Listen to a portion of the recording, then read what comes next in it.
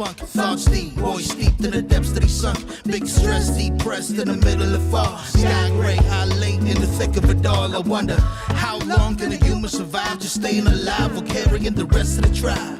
Waiting for the day to arrive or struggling dies, and I be doing way, way more than getting by. So why? Cop myself a cup of coffee, sipping water in it softly, cleansing me of stress I hold. Hey, cop myself a cup of coffee, sipping water in it softly, cleansing me of stress I hold.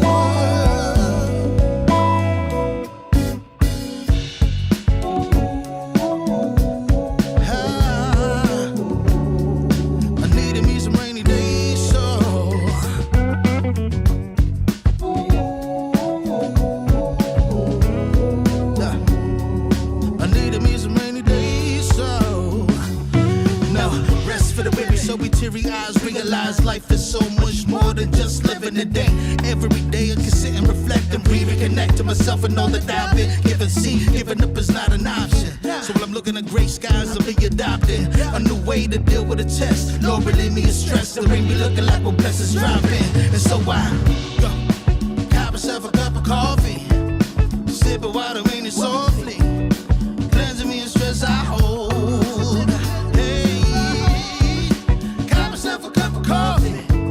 Sipping water in it softly, cleansing me of stress I hold.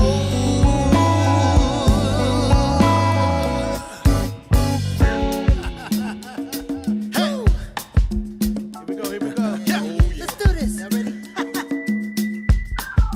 1, 2, 3. In times of test, let no harm beset me, oh my Lord, oh my Lord. Test.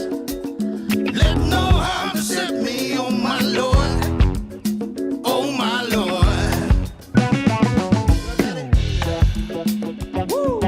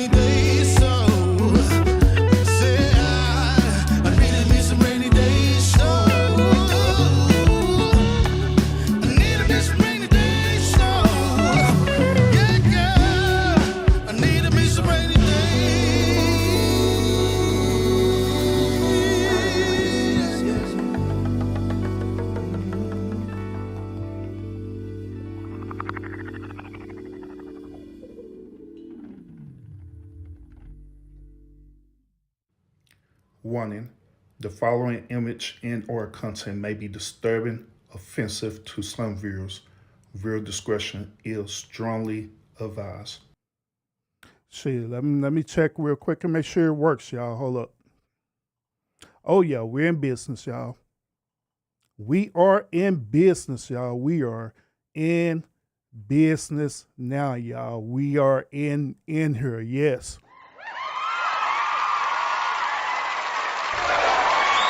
Yes.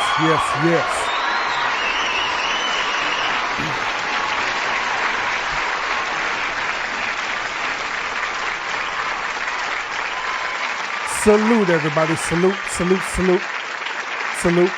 Welcome again. Welcome again. Welcome again. Before we start the show, I'd like to humbly apologize to y'all for earlier, because I know that y'all was looking forward to the earlier time I had the show scheduled, right? But however, due to technical difficulties, I had to push the show to this later time. All right, so check this out. So check this out.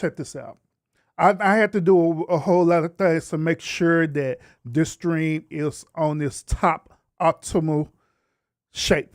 All right. So I had to do a whole lot of things. I had to go and make sure that programs was updated and downloaded, all kind of crazy stuff, y'all. So I had worked really, really hard. Then on top of that, y'all, I had prior engagements. So that's one of the main reasons why I scheduled it earlier, is because I knew I had engagements later on after the show, so I had to take care of that, and therefore that's why I end up having to schedule the show the time that we got to schedule right now. So once again, I apologize for the inconvenience of that earlier, y'all. Hold me accountable for that. Then also hold technology accountable for that as well too.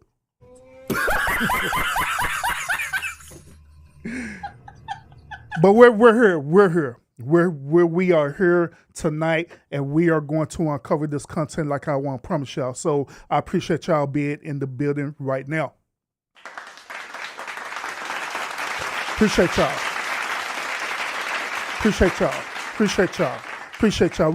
We got a lot of people in the building. Well, the crazy part about it is that we had a lot of people on the earlier show too. Man, we had a lot of people waiting on this live and had a lot of engagement and everything. That earlier show was like almost the perfect show for us, for real. But your boy Urban and the fumbling the ball. It is what it is. Once again, I hold myself solely accountable for that, because when we go through the process of make sure that production is to its best, sometimes even the best is not good enough, and you just have to recalibrate. You know what I'm saying? It is what it is. It is what it is. It is what it is. But we got a lot of people in the building right now. I'm anticipating that there are going to be more people that's going to join the show today as well too. We got Lino in the building. We got Enjoying Life in the building as well too. We got everybody else who are catching the stream right now, and we got everybody who is catching the replay of the stream. Appreciate y'all.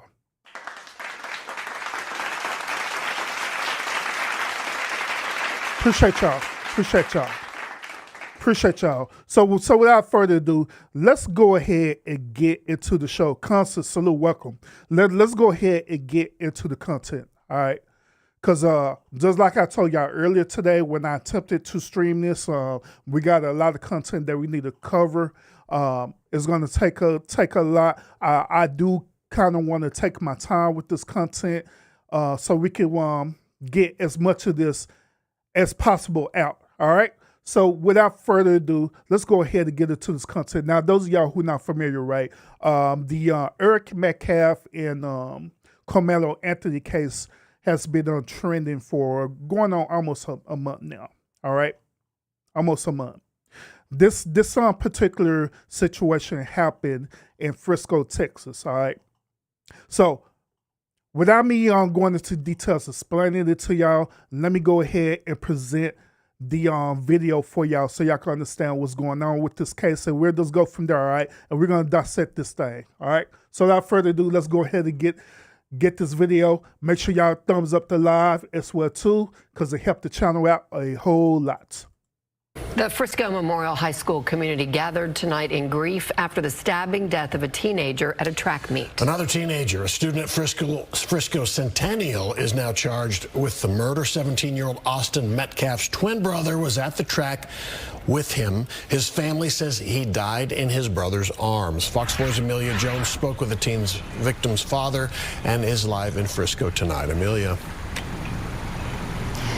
Steve, Heather, 17-year-old Austin Metcalf had a bright future ahead of him. He was a leader on the football field, and a scholar in the classroom. His dad told me he's holding on to memories and leaning deep on his faith as he tries to wrap his mind around this senseless tragedy.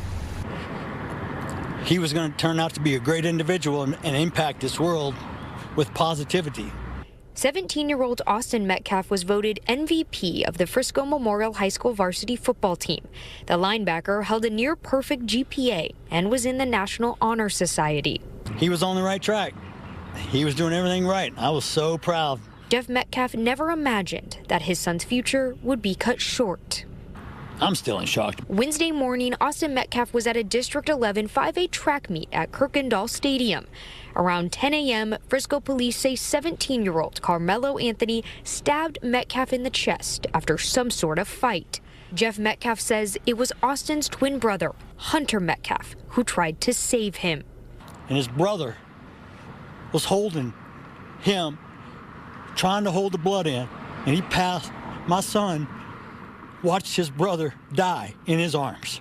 It's unclear how Anthony got the knife into the meat or what exactly led up to the fight.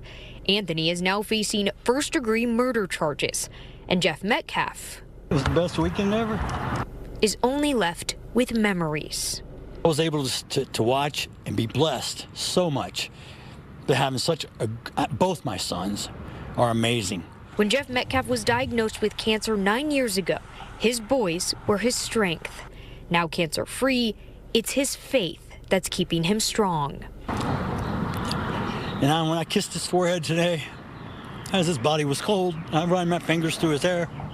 I told him it's not goodbye. It's see you later. I'll join you at some point too, son. You just beat me to this place. Wednesday night, the family's church opened its doors for the community to gather for a prayer vigil to honor a young man whose life touched so many. But I know he's with the Lord. And I take comfort and peace in that. In our conversation, Jeff mentioned that he hopes his son's death brings changes to security so no other parent has to go through this. Memorial High School will honor Austin tomorrow during second period, and counselors will be available for any students or staff who need it. This morning. All right, so as y'all watch a few seconds ago, Karmelo Anthony ended up stabbing Austin Metcalf in the chest. According to the medical reports, he had stabbed him with this object and then went to his heart, and it instantly had killed Austin Metcalf. Now, according to the official reports, they're saying the reason why is because of a altercation they had at a track meet. Now, according to the sources which we were going to examine, right? According to the sources, they're saying that the reason why this situation happened is because Mr. Anthony was over at a team's tent. Now, those of y'all who are not familiar with track meets, right? Which I am, because my son, he actually runs in track meets all the time, and so they have a certain area in the bleachers where the teams will be situated at and stuff, right? And so they'll put a tent up on the bleachers or whatever, and all the teams will, kind of meet up and commingle over there so they can want to watch the race, or they can also wait until their team is ready to participate in the said race or tournament or whatever the case might be, right? So in this particular situation, I believe that it was drizzling outside, and Mr. Anthony ended up going to the closest tent that he got to, which it was Mr. Metcalf's team tent where he went. He went under there, and next thing you know, Austin and his twin brother, Hunter, confronted Karmelo, right? They're not confronting Karmelo, telling him that he don't belong in the tent. Karmelo responded and said that he just trying to, keep from being wet. They're not becoming aggressive with Karmelo Anthony, right? Karmelo Anthony had threatened them and said that, hey, you put your hands on me, then I'm going to do something. Both Austin and his brother persisted on putting his hands on Karmelo Anthony. Therefore, Karmelo Anthony now reaching in his bag. He pulled out this, I don't know if it's a knife or whatever it is, right? Some sharp object, pulling that out and stabbing Austin in the chest.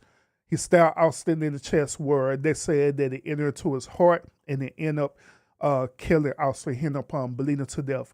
Karmelo Anthony ended up fleeing from the scene.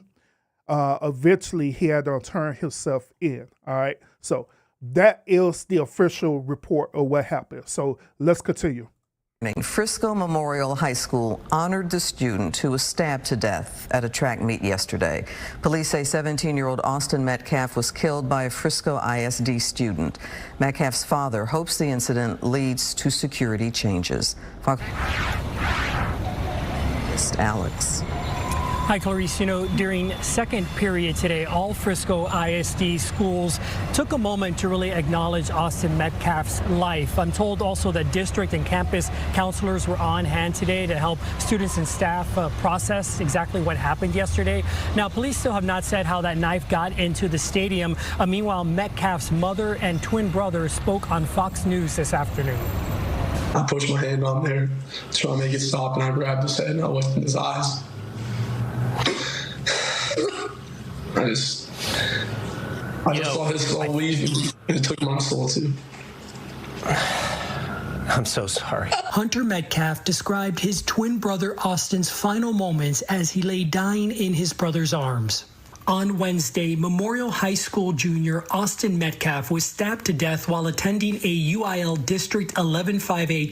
Now, once again, I want y'all to pay attention to the whole setup of these tents whenever they go to these trap meets. It normally be set up. They normally have a certain section where it be the team area where the teams could set up their tents so they could sit under there, all right? So in this situation, it was, to my understanding, it was drizzling. And so Karmelo decided to go under this particular team's tent. Then from there, that's where the altercation had started, okay?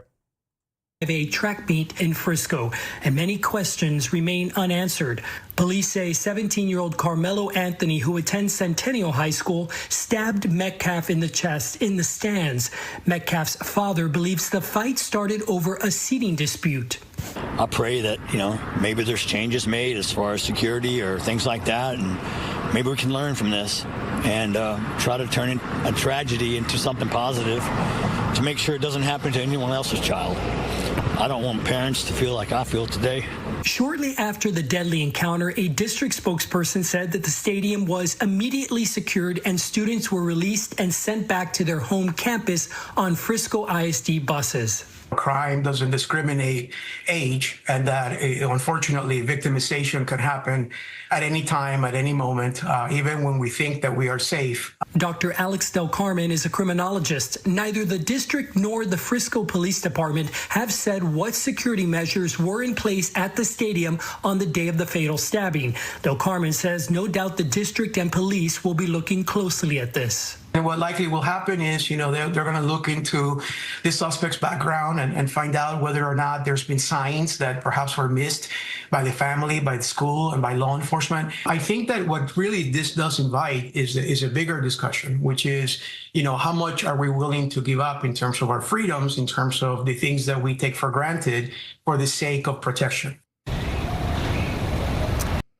Now, keep in mind that at the end of the day, he said, what are we willing to give up for the sake of protection, all right? The reason why I mention this is because according to Karmelo Anthony's attorneys, right, his whole defense is built on him protecting himself. Now, notice what I told y'all earlier about how this whole altercation began in the first place. It began because Karmelo Anthony was in this other team's tent, okay? They didn't want him in a tent. And they decide to escalate the situation. Now, I want to just throw this out here because, once again, I'm looking at this situation in a biased perspective. All right.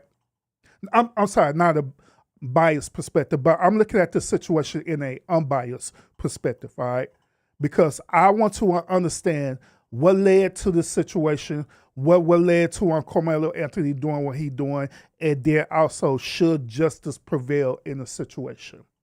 Okay, so let's analyze this real quick. Once again, this situation happened because Karmelo Anthony decided to go under this team tent. Okay.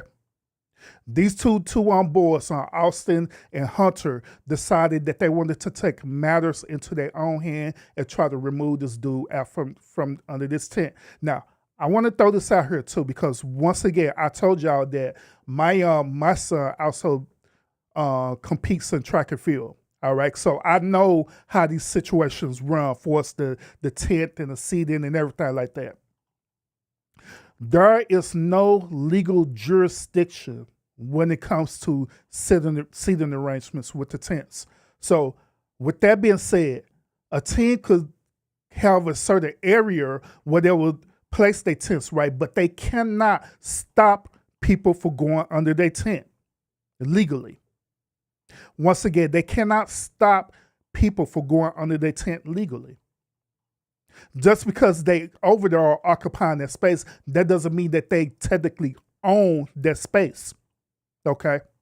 So apparently Austin and Hunter felt like that they owned that space and they needed to remove Karmelo Anthony. Here's something else that I want to throw out there as well too. If this situation was that serious where Karmelo Anthony didn't want to remove himself from that space, right? Why didn't both of these boys ask for their coach to come? Why the boys didn't go and get their coach and have a coach or any type of grown adults remove Karmelo Anthony from that area? Why was it so important for them to do that? That's the question that we need to consider. All right. So let's go ahead and dive deeper into this, okay? And the track meet, of course, was suspended yesterday. Frisco ISD tells us that it has been rescheduled for next week, but did not release further details to us. Meanwhile, I can tell you that Anthony remains in jail on a $1 million bond charged with murder. A teenager accused of stabbing another student athlete at a track meet told officers as he was being taken into custody that he did it in self-defense. Austin Metcalf was killed this week at that Frisco track meet. New documents detail what happened before and after 17-year-old Karmelo Anthony allegedly pulled a knife from his backpack and stabbed him. Fox 4's Alex Boyer joining us now live with the latest. Alex. Hey guys, and in that 7-page arrest warrant affidavit, several witnesses, including Metcalf's twin brother, describe how that deadly encounter went down. The suspect then reportedly admitted to a Frisco police officer who detained him that he had stabbed Metcalf. My son is gone, and I don't really have words. I've tried to figure out what I was going to say, but he's just going to be so missed. The pain is still raw for the Metcalf family after 17-year-old Austin Metcalf was killed on Wednesday morning at a UIL District 11-5A track meet in Frisco. That dude was extremely smart, always in the box. He just came to him real easy, and just him playing football as well just made him just a great person overall. Here's what happened according to witnesses and the police report. Metcalf got into an argument with the suspect, 17-year-old Karmelo Anthony, over a seating dispute in the bleachers.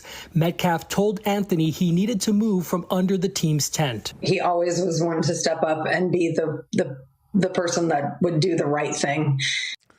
See, this is where I disagree with this. They're trying to paint an image with Austin to make it seem like this dude is a saint. Notice certain things that they're doing within these interviews with both of the parents, right? They want to mention about their religious beliefs, right? So they could paint this picture that Austin is not the aggressor at all, or his brother Hunter is not the aggressor at all. Okay? They said that he's a remarkable kid, a remarkable student. Later, they're going to mention about him making straight A's and different things like that, mentioning about his future as well, too. But with all that being placed within him, right, common sense would have told Austin that you cannot force a person to be removed under a tent legally. But once again, we have to examine and ask the question, why was this so important for Austin and his brother Hunter to forcefully remove Karmelo from the tent? Why was it important for them to do that instead of them finding some type of adult? Because even at these high school events, right, and I know it's like during the day, but even at these events, there is always adults present where they can want to get an adult and have the adult to try to remove him from the area. But they didn't do that. They decided to take matters to their own hand. And I'm getting on Austin and Hunter, but I'm also going to get on Karmelo as well, too, because we got to call it for what it is. If Karmelo knew that both Austin and Hunter was being that aggressive to them, right, why Karmelo didn't exercise emotional intelligence and decide, like, you know what, forget it. Here are two bigger dudes who are bigger than me that's sitting up here being aggressive with me. Why not just remove myself? Go under the other team tent. Why he didn't make that decision to do that? Why was it so important for Karmelo Anthony to prove that he's the victim by pulling out a knife and stabbing Austin? Why was that so important for him to do that? Why was that important for him to fulfill that obligation, according to him? But let's continue. And he was doing the right thing by saying to this gentleman that you're not supposed to be in this tent. This is like because they have personal items there. Anthony opened his bag and reached inside. Oh, also, the mom sitting up here lying, y'all. I call bullshit on the mom. That's bullshit. The reason why I call bullshit on the mom is because she said her talking about they got personal items over there. Once again, I participate in these trap meets, okay? I know how they go. Whenever the parents or, whoever, even the students be over there, right, they don't have personal items. The most personal item that they have is maybe a cell phone and their change gear, okay? Like they'll have their track uniform and they'll have their cleats, right? And then they'll have their regular normal shoes, and sometimes they'll have normal clothes where they can change out of their track uniforms after the meet. That's all they got. And they'll just have snacks and different things like that as well too. They don't have no personal items like wallets or different things like that over there, okay? They never don't. Even the parents and the trap meets, they normally don't bring personal items to these trap meets because they know you're going to be in this space where there's going to be a lot of people, you're going to be crowded together. So it increased the chance of personal items being stolen. So therefore, they don't even bring that stuff into the track meet to begin with in the first place. But let's continue. And said to Metcalf, "Touch me and see what happens." Metcalf reportedly grabbed Anthony and told him to move. He knew he wasn't supposed to be there. He was just. And here's another thing too. According to this report, Karmelo Anthony said, "Hey, touch me and see what happened." At that moment right there, Austin should use emotional intelligence and say, "Hey, this dude's being aggressive towards me. Let me de-escalate this situation since I'm this model student, right? Since I'm a Christian boy who came out of a Christian or Catholic household, let me go ahead and de-escalate this and seek out for a adult to handle this situation." But for some reason, he felt that he needed to prove a point. Right after when he said, "Touch me, see what happened," guess what? Austin touched him. And the result ended up that he ended up losing his life. It's just a tragedy what happened. That's when Anthony pulled out a black knife and stabbed Metcalf in the chest once before running away.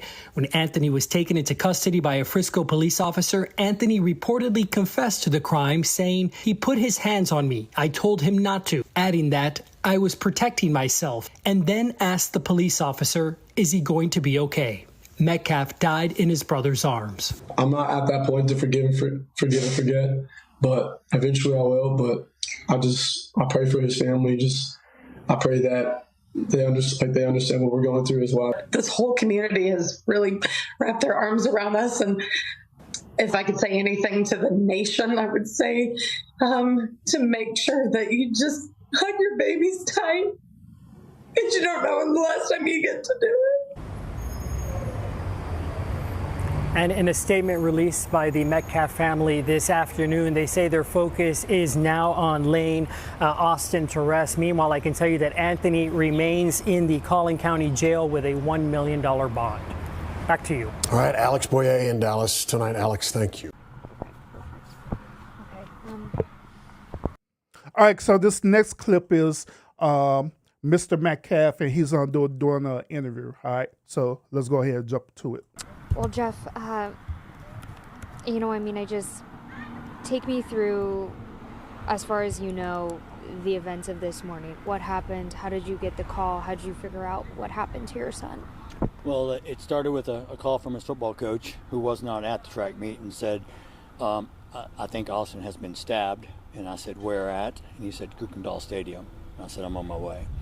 So I drove up there, went through a load of police officers, and was able to see my son on the gurney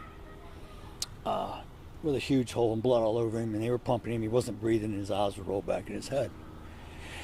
So I had to find his brother. They're twins.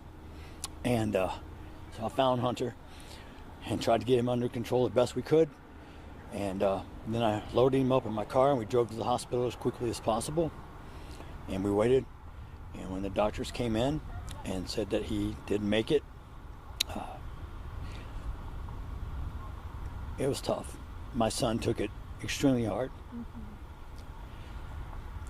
I'm still in shock, to be honest. I mean, I'm numb. So it really hasn't hit me. And I don't believe any parent should ever have to bury their child. And I pray that, you know, maybe there's changes made as far as security or things like that. And maybe we can learn from this and try to turn a tragedy into something positive to make sure it doesn't happen to anyone else's child.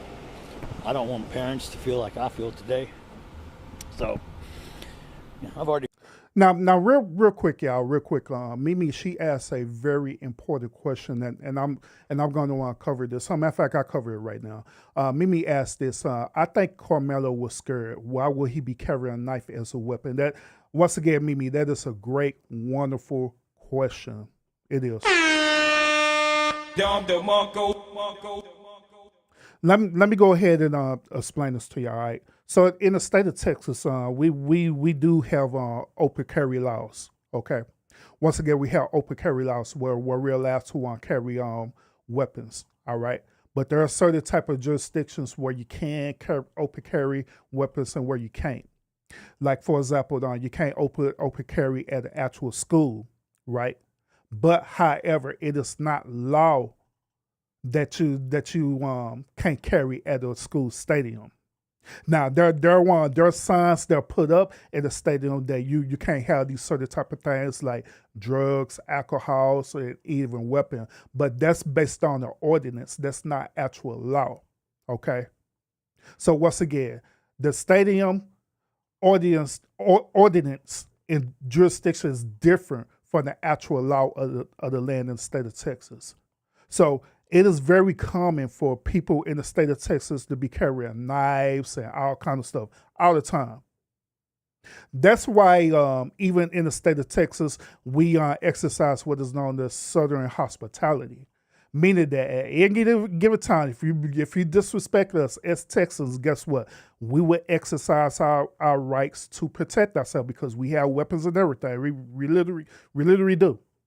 So it is not an uncommon thing for, you know, even a 17-year-old kid to walk around with a knife or anything like that, you know what I'm saying, as long as he's following the law, you know what I'm saying, or wherever he's at in that vicinity.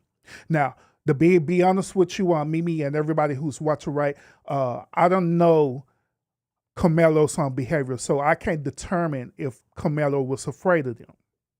I really can't. But I can speculate this is that Karmelo wasn't afraid of them. The reason why I could speculate that is because of this. If Karmelo was truly fearing for his life and he was afraid of both Austin and Hunter, he would have used emotional intelligence and his fight or flight response would have activated. meaning that he had immediately dismissed himself from that premises so no further harm would happen to him. But guess what? He didn't activate that particular fight or flight response. The fight or flight response that he activated was to go and pull out a knife and to escalate the situation even further and stab Austin. So to me, that doesn't seem like a person who's fearing for their life. To me. It do not seem like Karmelo was fearing for his life in that situation. To be quite honest with y'all, and I threw this out here for a reason, but to be quite honest with y'all, there is a lot of accountability that needs to take place in this situation. The accountability needs to take place with Austin. Accountability needs to take place with Hunter. And the accountability needed to take place with Karmelo as well too. All three of them. Because they had every emotional intelligence to de-escalate that situation, but they chose not to. All three of them. But they chose not to. They chose to do the latter, which at the end of the day ended up resorting with Austin losing his life. So, but let's continue. Let's continue, y'all. And we'll get more deeper into that. I've already forgiven the person who stabbed him. God's going to take care of everything. God's taking care of my son. I kissed him.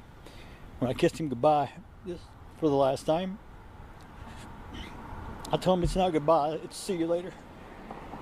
So, I just have to trust in God and my faith to pull us through. I don't understand his plan.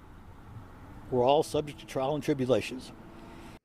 And we actually had this conversation on another panel a long time ago about God's plan, about the plan that he had for our lives and different things like that. Even Lionel, he's in the chat right now, he often says that God trolls people, all right? So even this situation, we have to just question that, for real, question this whole divine plan and different things like that. Now, once again, I understand that people tend to gravitate towards their faith and their religion so they can have comfort in a very, very traumatic situation. Get that, understandable. But at the same time, you still have to question it as well too. Like, man, why on God didn't do his very best to prevent this whole situation from happening? You know what I'm saying? But,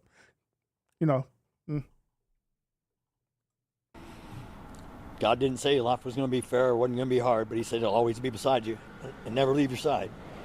So we're going to lean deep into our faith. There's a vigil tonight at our church at 7 o'clock. I will be attending also. The outpouring of students and coaches and friends and family that showed up at the hospital immediately.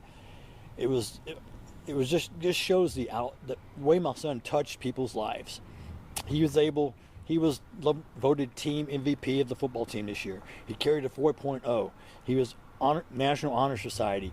He's ranked in the top 50 of the state in his position. He's having D1 colleges contact him. He had a great life ahead of him.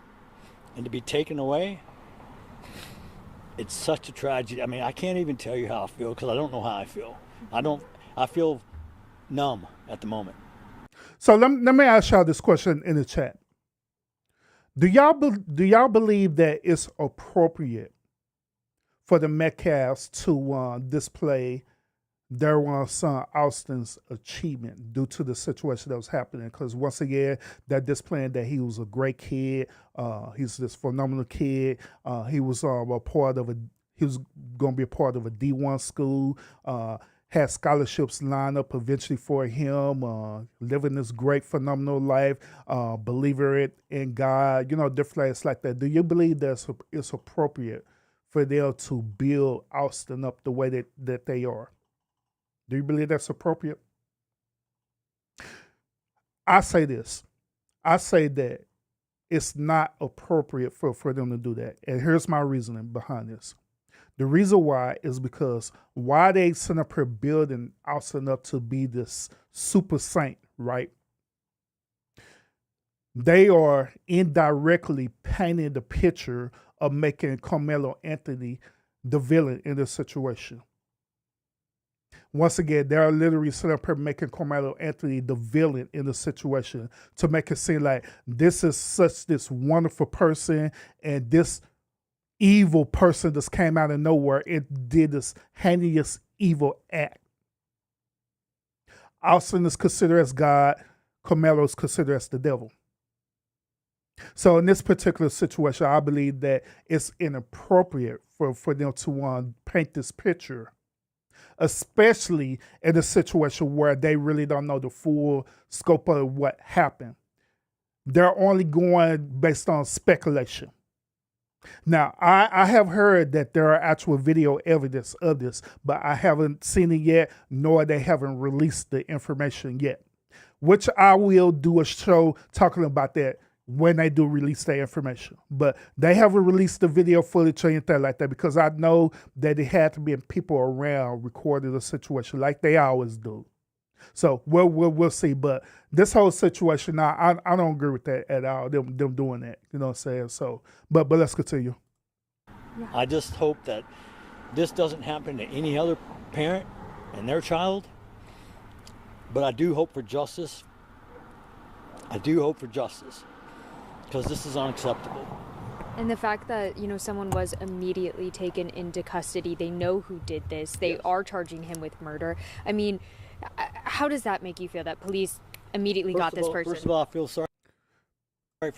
feel sorry for that individual because he's now made a mistake that's going to cost him the rest of his life. The hard part that cost me is I lost my son, and his brother was holding him, trying to hold the blood in, and he passed. My son watched his brother die in his arms. So there are other reports where they're saying that the situation with Hunter holding Austin as he bled out, they're saying that situation wasn't true. Now, according to what I've seen about this, it's based on speculation, okay? Once again, it's based on speculation. Here's another thing too. Like when they showed the stadium earlier, right? They had showed the stadium earlier where the incident happened, right? If you look real closely, you barely see blood where the bleachers and different things like that is at. So I'm actually questioning that. Once again, this is what I'm seeing. Okay. Here's another thing too, and I want to ask y'all who's watching right now this. Do you believe that Karmelo Anthony murdered Austin? Once again, do you believe that Karmelo Anthony murdered Austin? If you believe that Karmelo Anthony murdered Austin, put it into the chat and let me know the reason why you believe that he murdered Austin.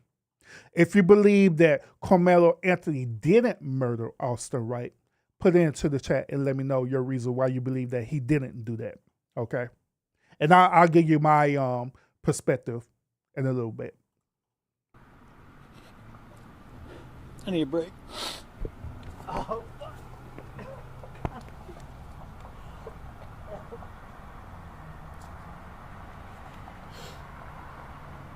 I'm so concerned about my son. They were twins, identical. They had each other's back. They had that bond. Yeah, that only twins know. Yeah. Just tell me, Dad, I can't make it. I can't make it without him. I said, we're gonna have to, bro. We're gonna have to. He would want us to be strong.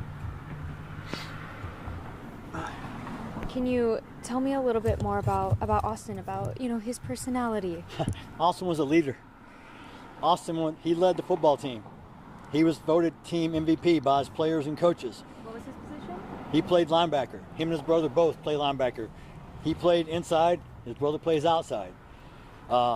We were so fortunate this past weekend that me, Hunter, and Austin, we grew up hunting together, and we had as a matter of fact, the ranch we own, the lease was not renewed, so we could never hunt there again. And we went there for the last weekend. And he said, Dad, I've never shot a pig before. I want to get a pig this weekend. I said, okay. Lord and behold, it's a heck of a story, but he shot his first pig this weekend. And we all... So here's something else too. Now, this is why I was sharing this. I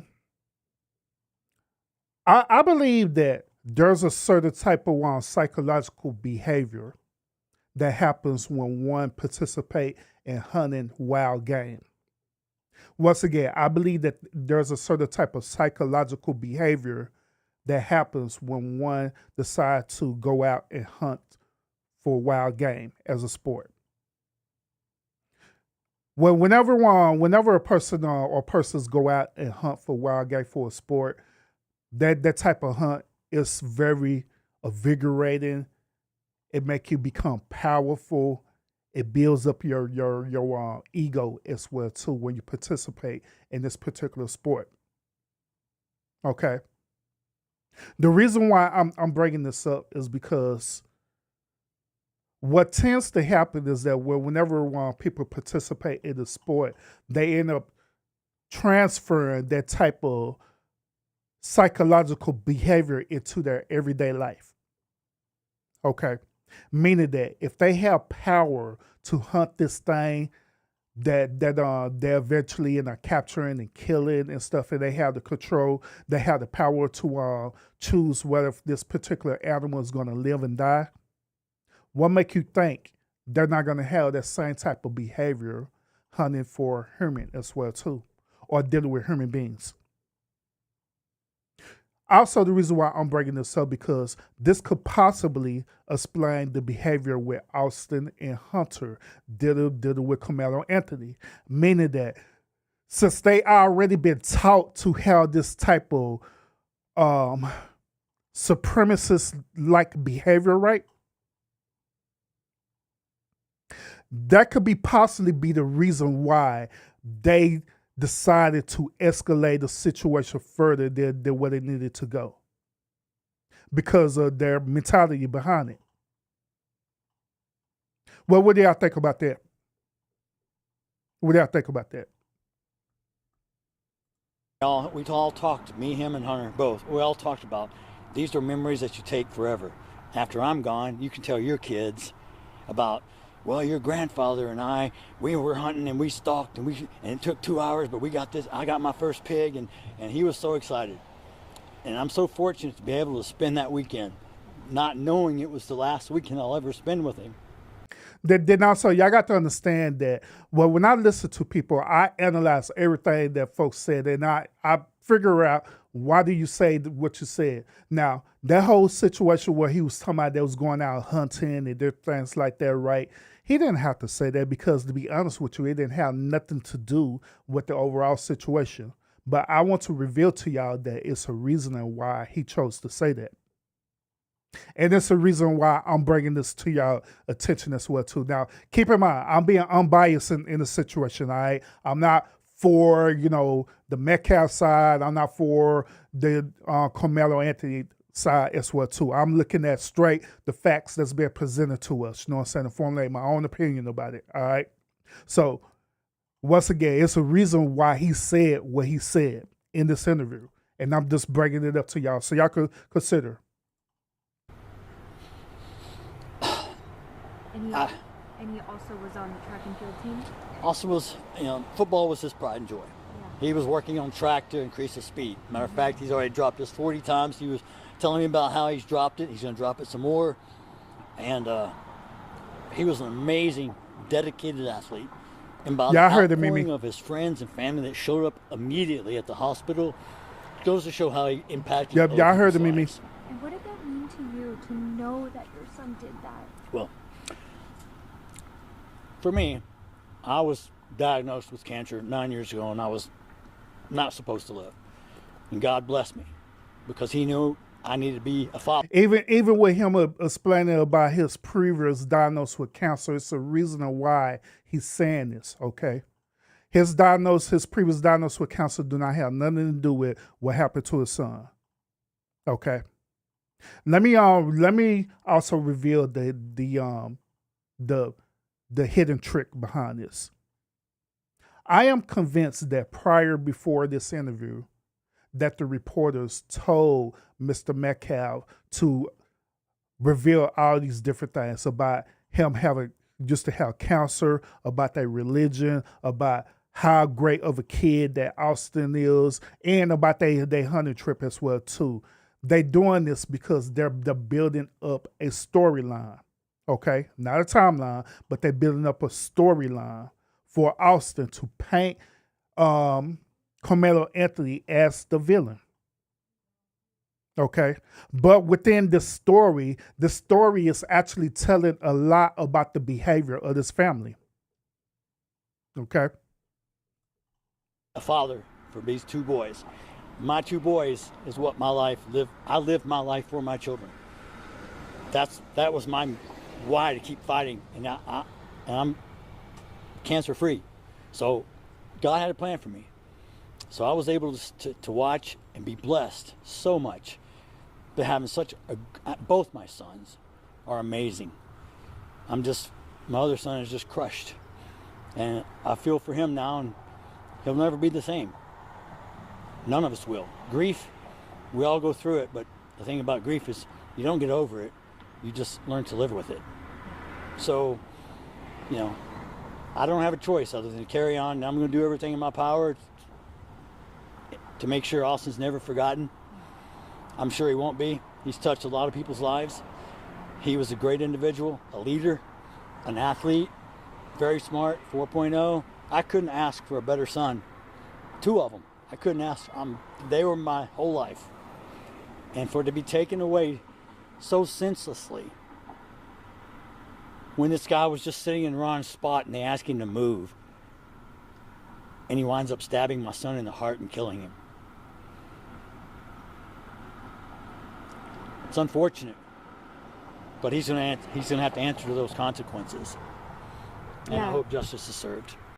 And here's another thing too, and I keep reiterating this. If that be the case, then that means that Austin had to answer for his circumstance in the situation as well too. Why Austin didn't exercise his emotional intelligence, knowing that this situation could escalate more than what it needs to be. So it can't be just a one-way street in a situation. Both people need to be held accountable. Now, we can sit up here and say that Austin is overall the victim in this situation because he ended up losing his life.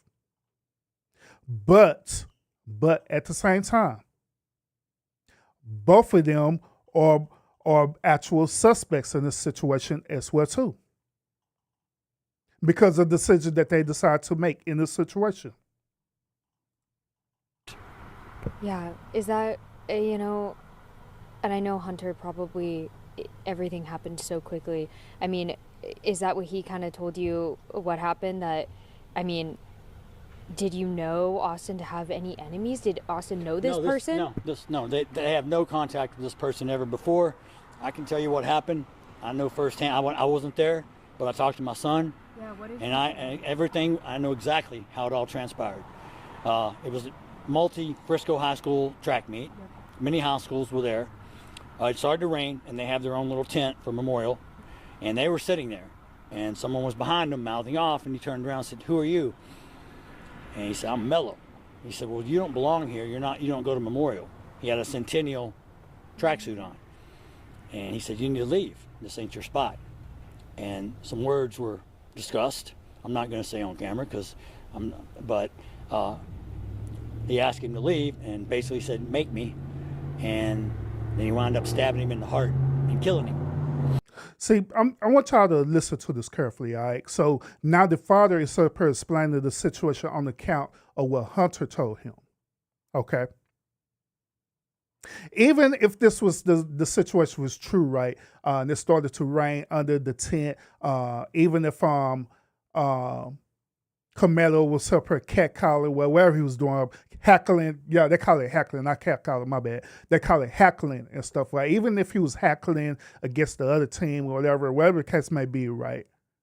That still do not give these boys the right to try to remove them just because they didn't agree with what he was doing. Because once again, these sections of the team, these sections where these tents are seated at, right? They don't have no legal obligation to reserve the whole tape. They're gonna hold on section off, so anybody could go up under that tent. Anybody. It doesn't matter. Once again, just like I say, my son, he participated in track meets and stuff like that. There'll be other teams they'll come on their I-10. They'll come on I-10, sit up here, talk to my son or whatever, and they'll go back and, wherever they at and stuff, right? Don't have no problem with that. It never been, oh, you don't belong over here. You don't belong over here. You need to move. Never been an issue like that ever at any track meets, except for this one track meet. So once again, we have to question it. Why was this so important for them to remove Karmelo Anthony?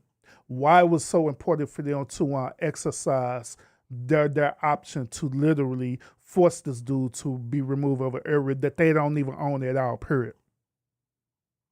Why was that so important? Why? And why was it so important for Karmelo to stay there to try to prove a point? All over someone sitting in the wrong spot at a track meet. Now.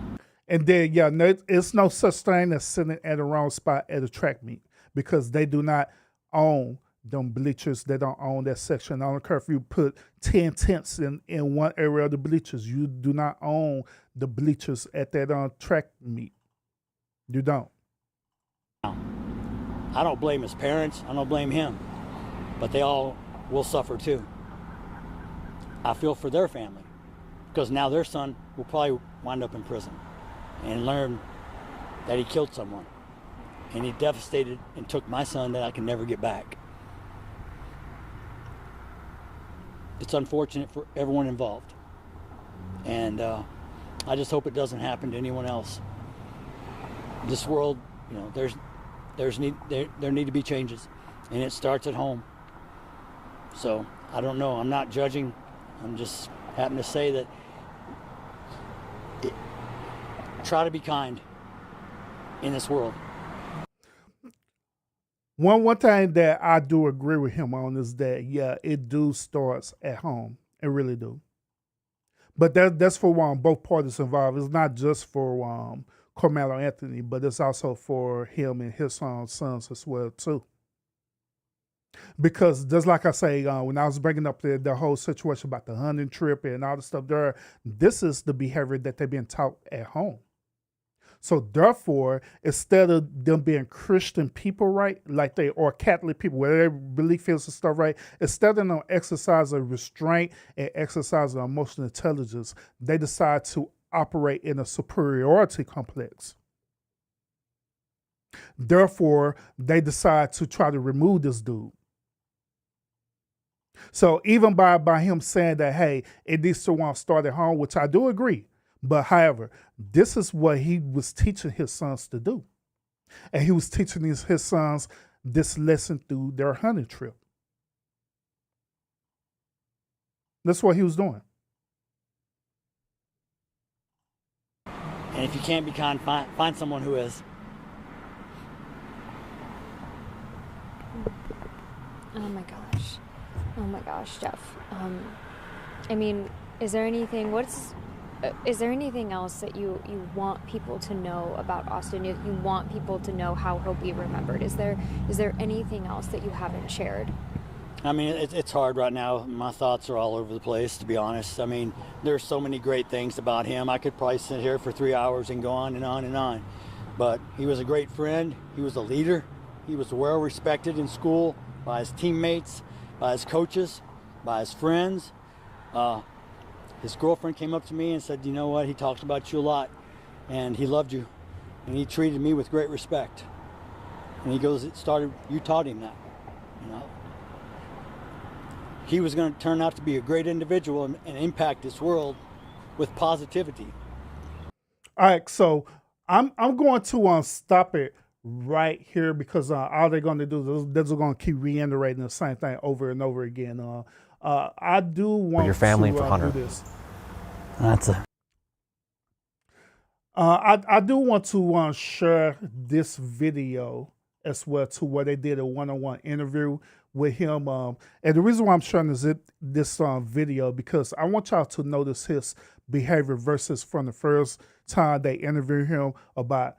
I believe this interview happened like weeks later and stuff, right? So I want y'all to pay attention to his behavior from prior versus now. All right. So let's go ahead and get into it. It's 3 questions. So for me, it's not real yet. It hasn't sunk in. I'm just happy to stay strong so we can handle all the things that need to be handled. Arrangements, people flying in, people coming from all over.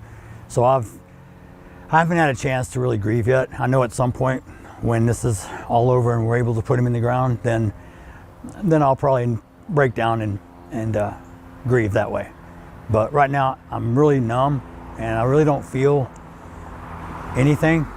I just have to function, and I need to be there for my son and my family, and I need to make sure I set an example for my son. Austin obviously is the son, and also Hunter, who you're talking about here. Yes, sir. Walk me through who Austin was to you. I know that you've said so much about him, I think in the last 24 hours here. Everyone else has said a lot about him too, about how great of a kid he was. In your eyes though, just as a father, who was he to you? My boys are the biggest blessing in my life. God provided them to me. God's gonna get me through this. I had a dream last night, and Austin came to me and said, I'm okay. It gives me peace. Doesn't mean I don't hurt, but it gives me great peace. So, one of the things my son, Hunter, his ability to stay strong is a character to his brother. His brother, they had each other's back. They were tight. I've never seen a bond like that. Being identical twins, technically Austin was his big brother. Those boys were my everything. I had cancer almost 10 years ago. I wasn't supposed to live, but that was my why, to fight. And without those boys, I probably would have succumbed and gave in. But they were in my heart, and I fought hard because I wanted to be their father. I wanted to be there for them throughout the years they grow up, and so I can share my wisdom and share my mistakes so they won't do the same. Austin was an outstanding athlete, person, friend, loyal, loving. He would light up the room. He was such a leader naturally. On that team, he would fire those guys up. He would step on that field and he would become a totally different person. His level of play was above most everyone else. He led. And this is the reason why I want to share this video with y'all.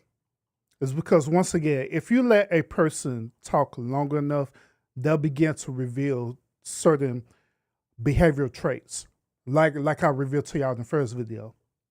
Now, through this, he's going through this whole rant talking about that he's numb again. You know, he got to bury his son and different things like that, right? But he always resorted back to the type of training that he, as a father, had delivered to his sons. Like I revealed to y'all a few moments ago, the type of training that they receive is that they have received a superiority type complex. He just admitted it once again that his son, Austin, whenever he participate in these said extracurricular activities or sports or football or whatever, that he literally becomes a different person. What do that mean? And why would he say that? Why would he just didn't leave at the point that he is a leader for his team? He had to take it a step further and say that he becomes a different person. The reason why is because behavior will always reveal the truth about people's true intentions. This young man, Austin, when he was there at the track meet with his brother Hunter, they literally became a different person. They literally became this different person where they had this superiority complex, meaning that they felt like that they can control whatever it is in their immediate space. Y'all want to know another one name that communities have deemed this type of behavior? We call that being a Karen. All right. And y'all know what I'm talking about being Karens, right? Where you deal with a Karen, and the Karen will literally tell you that you're not supposed to do the certain type of things because it hurt their feelings or whatever, right? And they feel like that they can exercise their authority over that said person, right? This situation was no different where these two young men literally acted like a Karen towards Karmelo. Now, once again, like I stated earlier, all three of them are in and around in this situation. Absolutely, they are. But as being the initial aggressor in the situation, being the person who started this situation, it wasn't Karmelo, because Karmelo was minding his own business, according to all the reports that been presented. Karmelo was minding his own business, watching the track meet. He didn't direct his attention to them or nothing like that. He wasn't heckling them. He was heckling other things, and they got mad about that. So they decided to exercise their superiority, their Karen-like behavior, and try to remove this dude, literally transform into this type of negative character versus the one that his father and his mother try to make them appear to be like they just these super saints and they're such a good person, when in reality they're not at all. They're not at all. But yeah, I just wanted to share that part with y'all, because we're building up on this content. Now make sure y'all hit that thumbs up, y'all, to support the one stream. All right, so let's He has not commented. All right, so we're going to get into the other part of the stream as well too, right? So as y'all heard, right? Y'all heard that Karmelo was locked up, right? Y'all heard that, right? So let's look at the video when Karmelo ended up posting bond. All right, and the reason why we're building up to this is because right now, this situation that has turned into this type of incident where now it's starting to manifest itself into a race war. All right. So let's look at this video when Karmelo has placed bond, and we're going to want to go from there as well too. All right. So let's go ahead and get into this content real quick.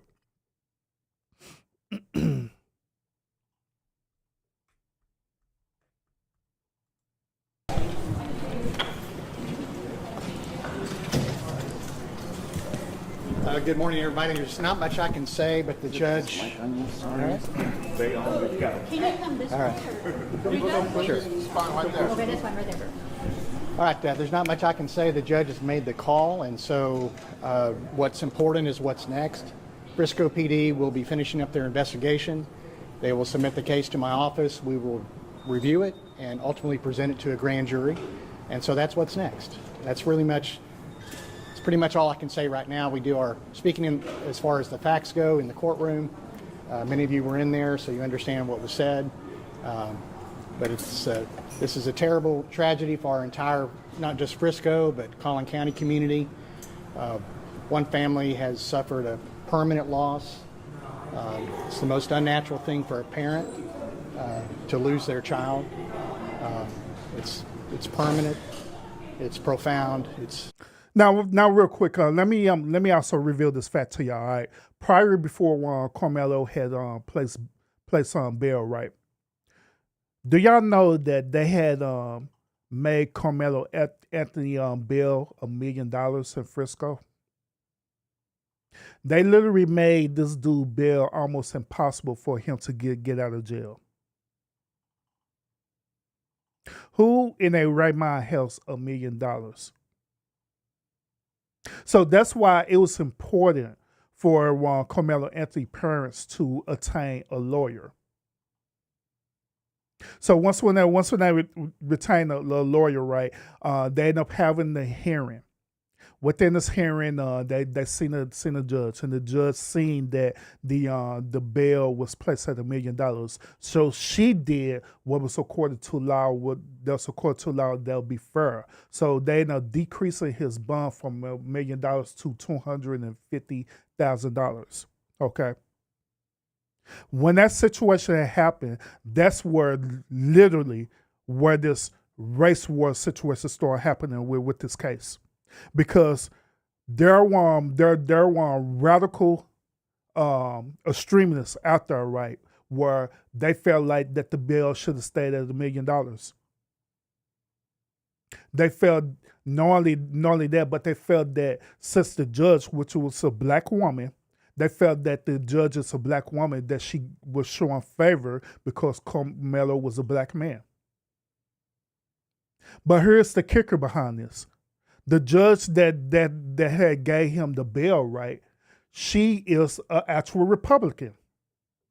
She's not even a Democrat. She's actually a Republican in Frisco. So I want y'all to keep all this in mind while we review this video, all right? It's certainly premature, and it's the hardest thing that I think a human being can go through is to lose their child. The Anthony family has had a different kind of loss, but a loss nonetheless. But the judge has made her call, and we look forward to continuing the process and looking forward to reviewing all the facts of the case that Frisco PD is coming up with and present it to a grand jury. What we're concerned about as prosecutors is justice, truth, and accountability. And so we will go where the facts lead us. Thank you so much. Could you speak about the security and the vitriol and just the safety even for the judge and your officer? Well, this has definitely rocked our entire community. And so it has struck a nerve in the community, and it's hard for everybody to be level-headed at a time like this. Oh, since they're mentioning about the community and stuff, let me go ahead and share with y'all the whole how the way Frisco is out there real quick. All right, let me go ahead and just share this with y'all, because I frequently go out there Frisco myself. So Frisco is a community where a lot of wealthy individuals live at. You got like pro athletes that stay out there at Frisco. You got like wealthy inventors. You have wealthy people who were people who were legal immigrants, you know what I'm saying, live out there at Frisco who are wealthy. You got all these people who have a lot of money that stays out there in Frisco. Frisco is actually a really nice community. Frisco is where the store is located as well too, where the Dallas Cowboys they do their training. It's a whole lot of stuff out there in Frisco, Texas. All right. Really, really, really nice community. Really nice community. The houses out there ranges from close to about 400,000 all the way up to $1 million and more. So this community. One other thing too. Frisco is still relatively a young community as well too. All right. Still relatively young community, but it is actually a thriving community. So the reason why I'm bringing this to y'all attention is that not only the Metcalf family stayed out there in Frisco, but Karmelo Anthony and his family stayed out there in Frisco as well too. And the reason why I'm bringing this up is because there are a lot of speculation saying that, hey, Karmelo Anthony and his family are ghetto. They just acting out hood, and they brought the hood to Frisco and different things like that, which that is not true at all. It's not true at all. You can tell just by Karmelo's behavior, other than this situation, him not using emotional intelligence, but you could tell that this type of young man has been brought up in a well lit community versus being in the hood. Okay, you could tell. You could tell this by him. And you also could tell by his parents, which you're going to see his parents later on in the stream, all right? You can literally tell the difference between the two, okay?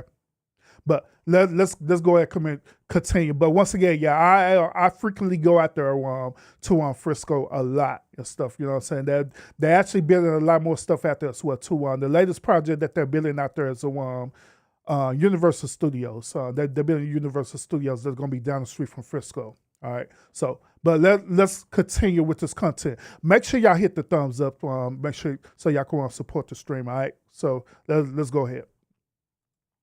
So that's where we come in. It's our job to be level-headed, to be fact-based, and to follow the truth wherever it leads. Thank you so much. And what did you Thank you. Yeah, that's the attorney.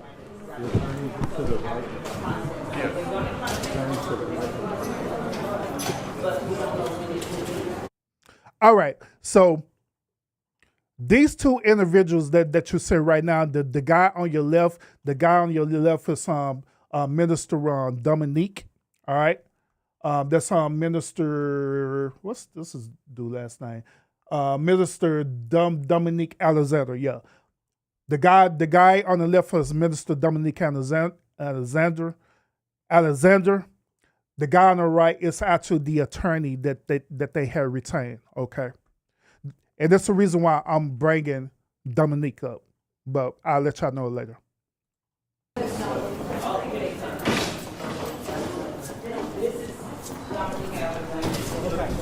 We can't do this in here. It's 5 more seconds. I'm sorry. 5 more seconds? Okay. Good? Everybody good? I said salute. Every Texan has the right to defend themselves when they reasonably fear for their life. Self-defense is a protection that applies to each and every one of us. There are two sides to every story. And Karmelo is a 17-year-old kid and an excellent student. He is the captain of his track team. He is the captain of his football team. And prior to this, what was on his mind was what college he was going to go to. This is a tragedy all the way around for both families. Rushing to judgment, trial by public perception and trial by media is not how we ensure justice is done. We are confident that after a full investigation, that the truth will come out. Thank you. Mike, you took umbrage with the state's assessment that this was simple. Now, real quick, what the lawyers say is true, by the way. What he's saying is true, because this is one of the things, one of the gray areas that I don't like about social media. This is one of the gray areas that I don't even like about content creation as well, too. This gray area is this where you have people out there, right, who will meticulously use their social media platform to push out misinformation. Reason why I'm bringing this up, because since all this been happening, right, a lot of things been taking place with the Metcalf family. With the Metcalf family, they've been receiving threats through their social media accounts. They've been having people calling their home. The latest situation that happened is that they literally had individuals who was that conniving and evil to do what is known as swatting. Now, those of y'all who want to follow my content, right, I talked briefly about cyberbullying. As a matter of fact, I had a whole show talking about cyberbullying and let y'all know that I'm totally against cyberbullying. But part of cyberbullying is when a person swat. What swatting is when you call the police on this individual and have the police pull up to that individual house to arrest that person. Sometimes this situation would go very bad. One main content creator that dealt with two main content creators that dealt with swatting is I Show Speed and Kyle Sanat. Both of these two young content creators had dealt with swatting, all because there were other content creators, other individuals who didn't like the content that they was putting out, or they was jealous of them, so they set up and swatted them. So there are people who's literally swatting the Metcalf family, putting out all this information about the Metcalf family, making them fear for their life. Likewise, they was doing the same thing for Karmelo Anthony and family as well too, where they issuing out threats of violence and everything. Especially when Karmelo Anthony had post bond. There was placing misinformation out there due to that the Anthony family, they end up placing a GoFundMe account. Pretty much that's what it was, a GoFundMe account so they could raise money. It was a lot of information that was placed out there that they was allegedly using the GoFundMe money for purposes other than for legal retainment. And all kind of crazy stuff. So this the reason why I say this is the gray area with this content creation, because in this modern day time, right, people believe that they could just say whatever the hell they want to say at any given time in the content without being held accountable for what it is that they say or what it is that they do and put content out there. I don't agree with that at all. Even over here at the lounge, when I be covering various content, right, I know the certain things that I could say, and I know how far I could go with saying the certain things. But one thing you can rest assured over here at the lounge is that I will never go and resort to literally cyberbullying people to do streams over here, period. I'll never go that far to do that because I understand the consequences behind that. I do. But there are other people out there, they don't understand the consequences behind that. They just blatantly do it. They do. But let's continue. South Pat, salute. Brutal. Why so? Well, the fact of the matter is, like I said, there's two sides to every story, and we've only heard one side. In any criminal case, the police investigate, and the defense is always far behind that. And so it is a one-sided investigation to this point, and even that investigation is still ongoing. So to say that it happened this way or that way is just not accurate at this point.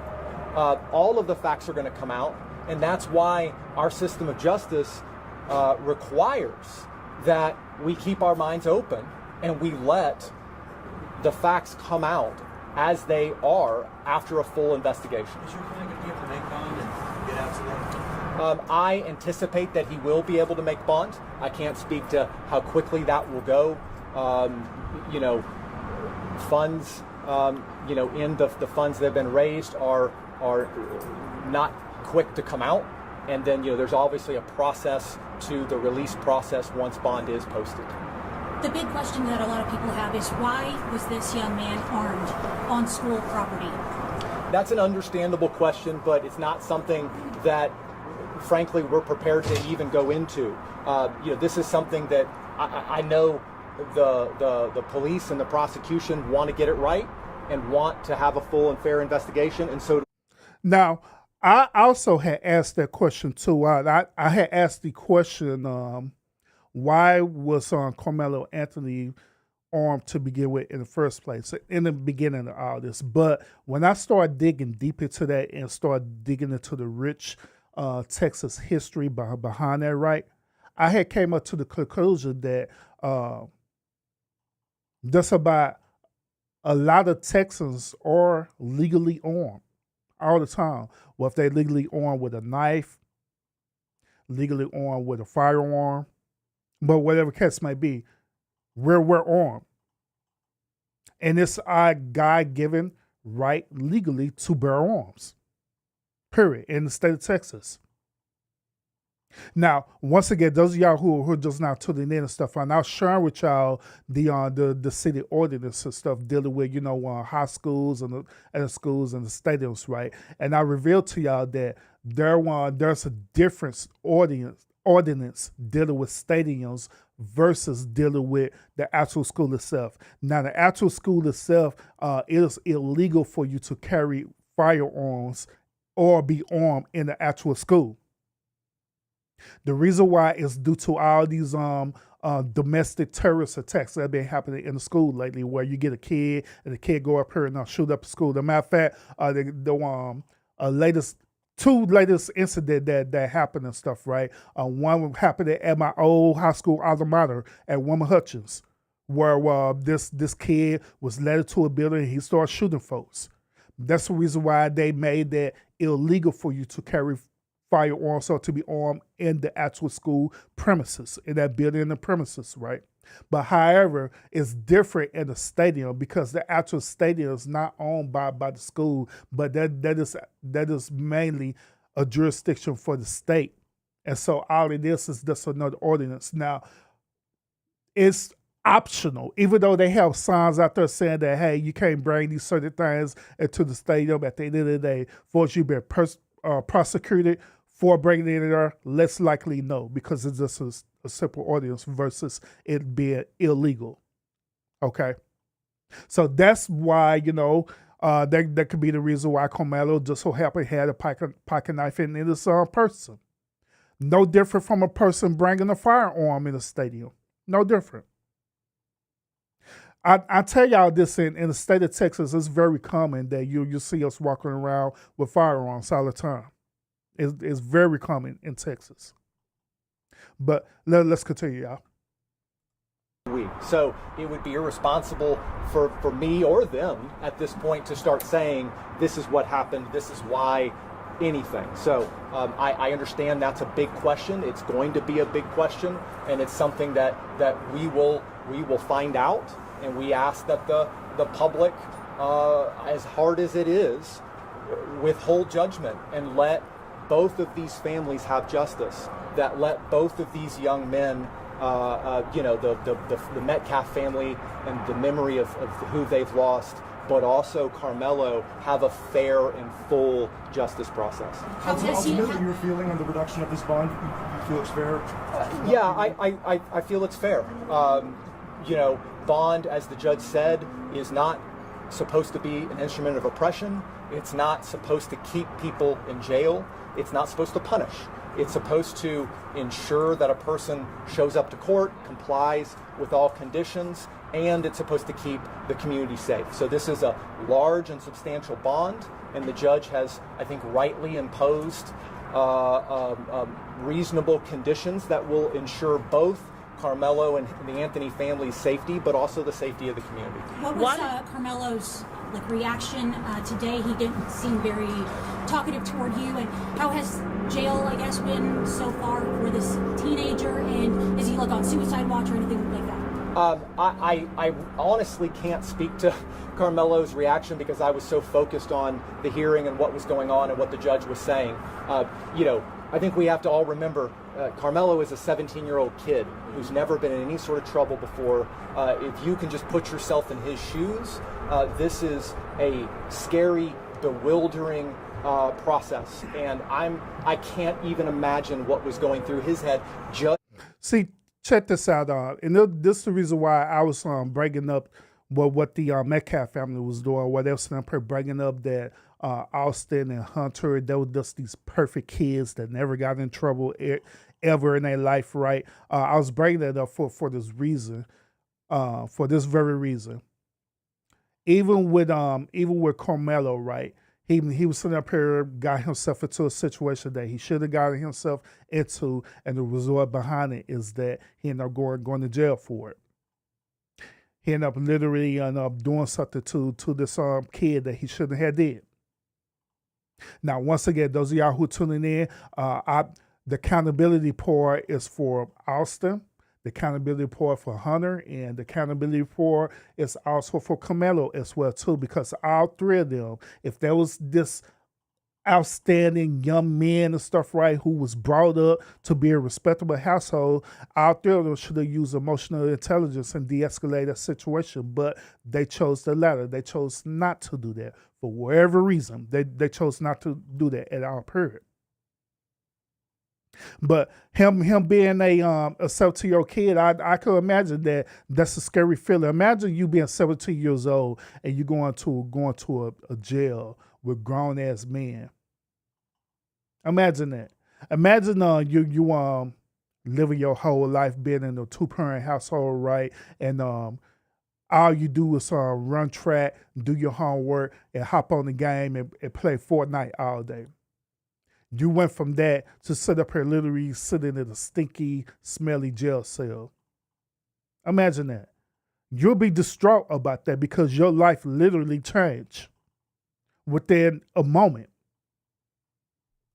As I'm sure I can't imagine what was going through the heads of the Metcalf family. So, this is something that is new to all of them and incredibly trying. So for people who want to know, why were you selected? I mean, what is your experience? I mean, you had to be really good. I can't speak as to why I was selected. Yeah, that's kind of a weird question of her asking that, but. In any case, it's important to have an attorney that you connect with, that you feel has the right amount of experience and the right investment in the case. And I'm not speaking to anybody else. I just know that that's important in any case. Just how unsafe does this family feel?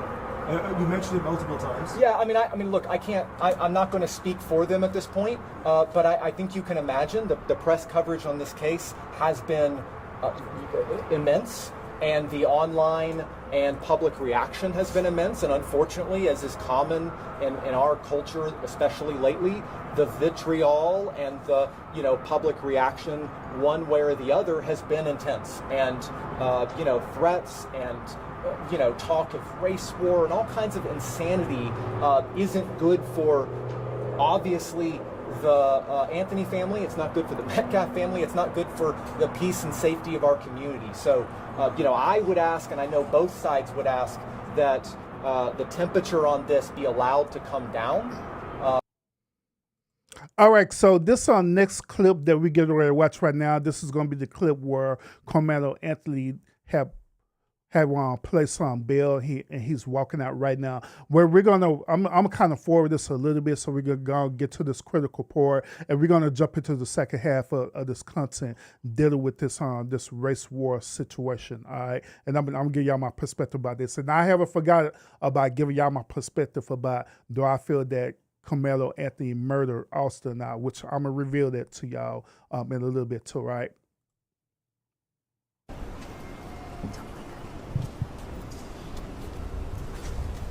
We're up.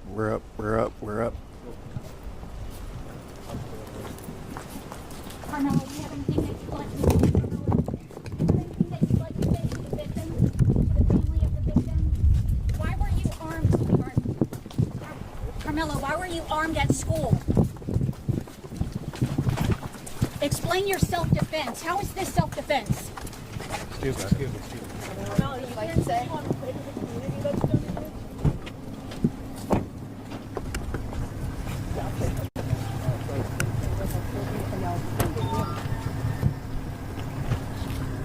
I had the crowd mention. All right, so just to give y'all a little bit of context, Dominique Alexander, this is his security detail team. They the one who picked Karmelo up at the jailhouse, and they escorted him into their suburban safely. All right. And the reason why I'm mentioning about Dominique Alexander because, like I said, we figured to get into the second part of the stream dealing with race.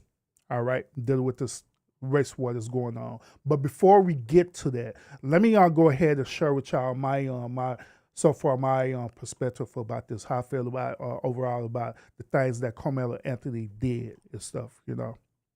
Overall, my perspective is this: I believe that Karmelo Anthony did murder Austin Metcalf. Once again, I believe that he did murder Austin Metcalf, but hold up. I know y'all gonna say something. Let me explain to the reason why I'm saying what I'm saying. I believe that he did it is because it was out of self-defense. You can very well murder someone out of self-defense. Once again, you can very well murder someone out of self-defense. I want to bring to your attention about the castle law. A lot of states have the castle law. What is the castle law? The castle law means this is that if a person impedes or intrude into your immediate space, you have every right to defend and protect yourself. Once again, if a person end up impeding or intruding into your immediate space, you have every right to defend and protect yourself. Now, that immediate space can include homestead, which is your home, community. It could be your land, like the country, United States of America. It can also be on public spaces as well, too. Hence, the whole track meet situation. Now, a lot of people would say that the one castle law wouldn't want to apply to the situation because they only thinking about homestead. But the one castle law also applies to being in any part of that person's immediate space. So I believe that he did murder him, but it was due to him trying to protect himself. He ended up exercising castle law.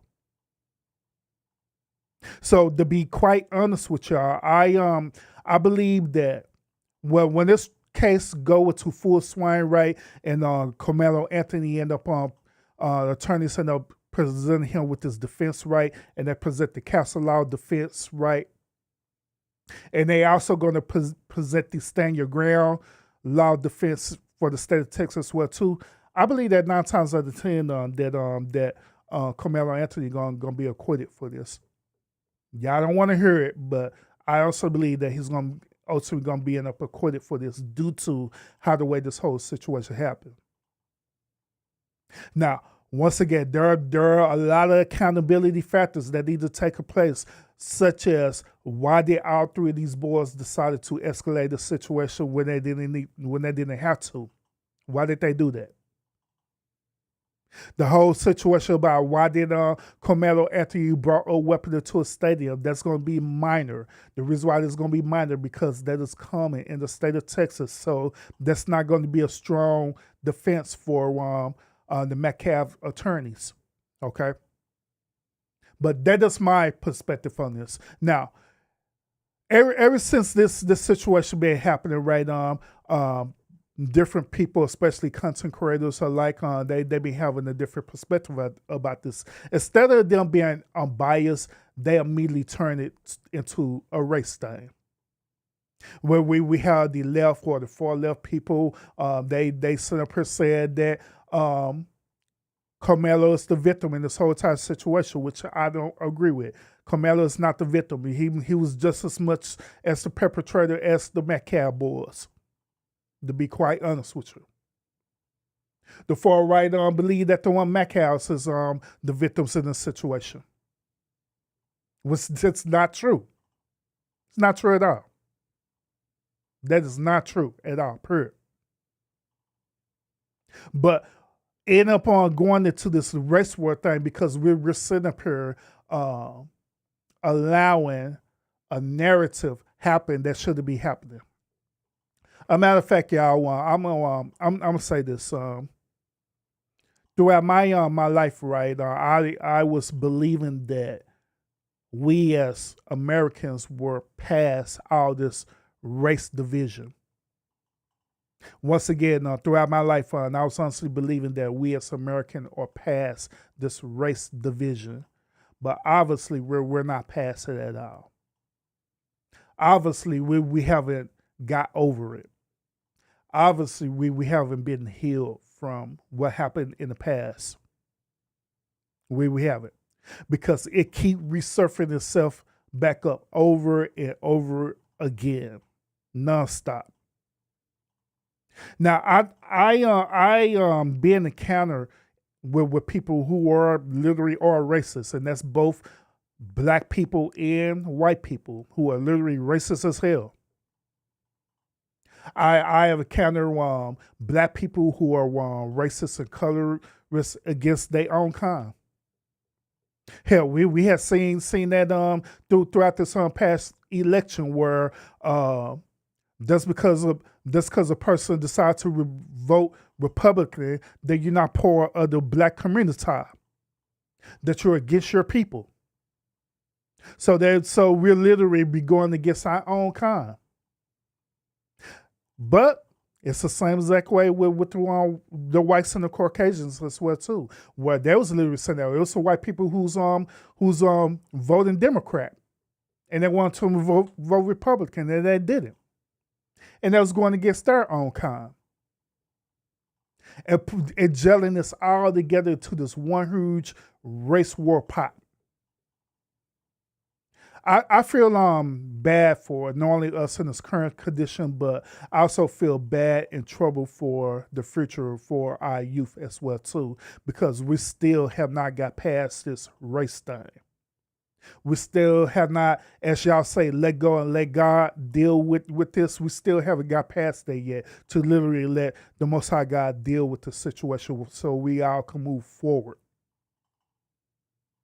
We haven't got past on supremacy. Now, supremacy isn't just for white people. There are black people who have the same supremacist ideology and mentality as well too.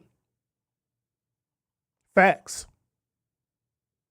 Because I have met them and I talk to them. So we just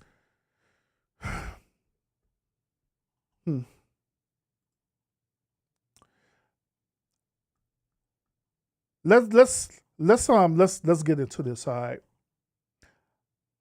I want to share with y'all the interview that the Metcalf family, not the Metcalf, but the Alexanders ended up doing. All right. I want y'all to listen to what they have to say, and this also going to go into the content that we're going to talk about with Dominique Alexander as well too. Those of y'all who tune in, appreciate you tuning in. Make sure you hit that like button, and let's go ahead and get into this particular portion of the show. All right.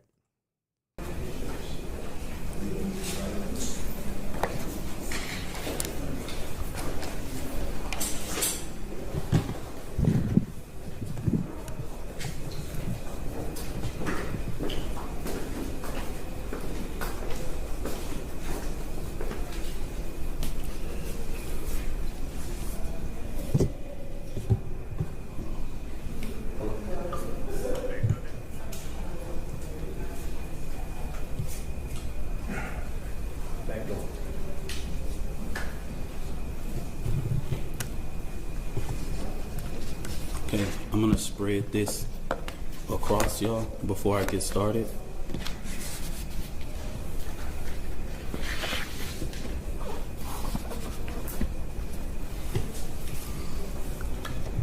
Just make sure you let me know if any one of your cameras are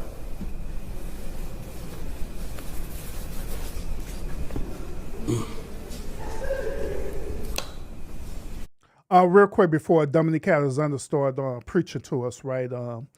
When I had reviewed this press conference, right, I felt like real trouble behind it. I really did. I felt just as troubled behind this press conference the same way how the Metcalf's parents did their interview. And I felt trouble behind that as well too. But I'm gonna break this thing down, and I'm gonna tell y'all the reason why I felt troubled behind this situation.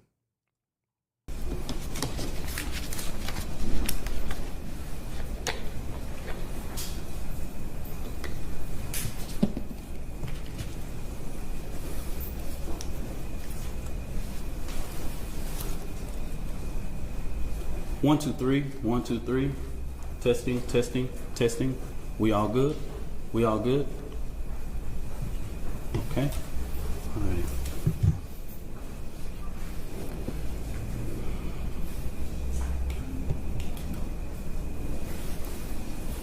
I want to start off this press conference to say something as a deep note that I can tell America. What we seen at the beginning of this press conference, It is soaking through the court. The father being at this press conference, these are my words, don't quote anybody, is a disrespect to the dignity of his son. Next Generation Action Network from the beginning has respected the loss of life. No matter our opinion of it, we have kept our opinion close. We have not attacked.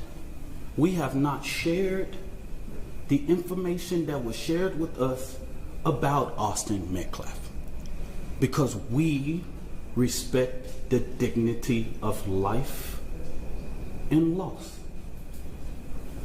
And as a minister, I would not attack a grieving family, even if I disagree with them. When I have stood before this podium for people who have died at the hands of law enforcement, I have asked for that same manner of respect. And even when the shoe is on the other foot, I will not do that.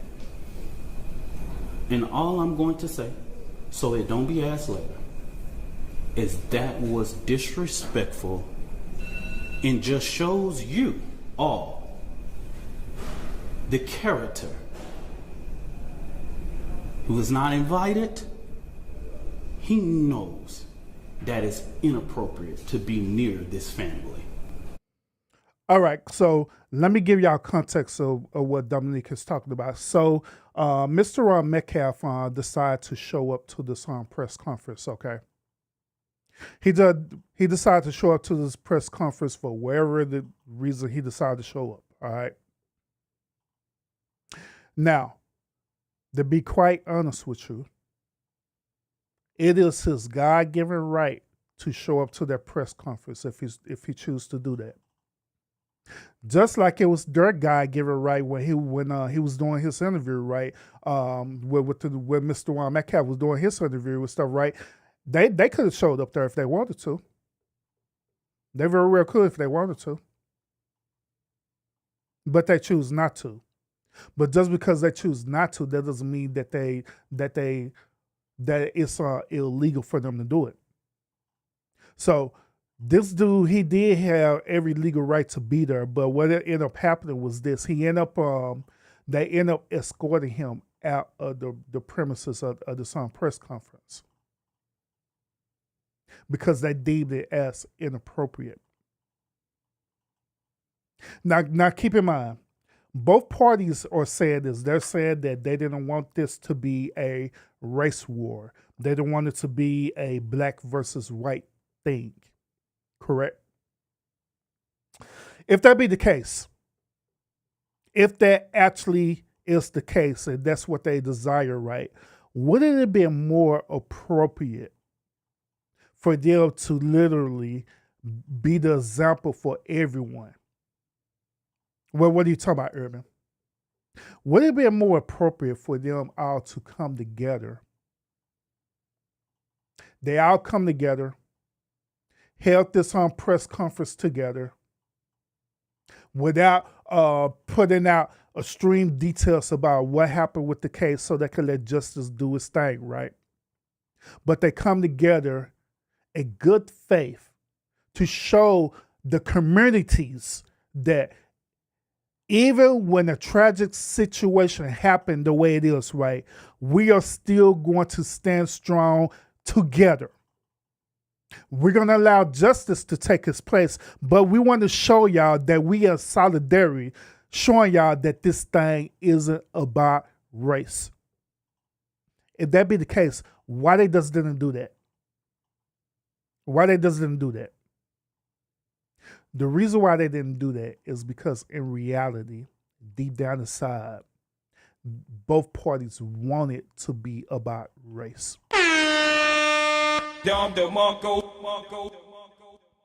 That's where it boils down to. Both parties wanted to be about race. The reason why they wanted to be about race is because they're going to use the race card as part of their case. That's the reason why. They wanted to be about race. This also goes to what I was saying earlier about the three boys. The three boys could have very easily de-escalated the situation, used restraint, used emotional intelligence, that Austin would have been alive. But they chose not to. The reason why they chose not to, because that's something that they wanted to happen. Deep down inside, they wanted this situation to happen. Just like right now, even with the parents, they wanted this situation to happen. So this comes to the point where I was saying earlier about how the way these children were being brought up. Both parents are saying that their sons are this special boy, that they brought up in a great household, right? But as we see, that's not necessarily true. Because both parents is teaching this type of supremacist-like behavior with both of their children. Let's keep it real for what it is. This situation is no different, because if that be the case, Dominique Alexander should have had no problem with Mr. Metcalf being there. Long as he wasn't causing any trouble or anything like that, and he was being quiet, it shouldn't be no problem with him being there. It shouldn't. And here's another thing too, since we're on Dominique, by the way. See, I know Dominique very well. I know Dominique work. I know Minister Alexander work very well. All right. Because at one point in time, in my quote unquote past life and stuff, right, I was out helping our current Congresswoman Jasmine Crocker, right? I was out I was out helping her campaign, right, for her seat. So I had the chance to meet a lot of people. I met Dominique Alexander before. I met Lee Merritt before. I met what's that big dude name? Damn, he got a channel. I can't think of him. But I met that dude before. I met a lot of people who had a lot of positions of power while I was helping Jasmine Crockett out with her campaign. So I know about Dominique. I know Dominique is from the hood. Dominique is literally born and raised in Oak Cliff. So I know Dominique very well. You know what I'm saying? So the thing about Dominique that I don't agree with is this, and I've spoken about this on my channel before on other panels, right? We got to understand that our past matters, okay? Once again, our past do matter. Ain't no way around that. Our past do matter.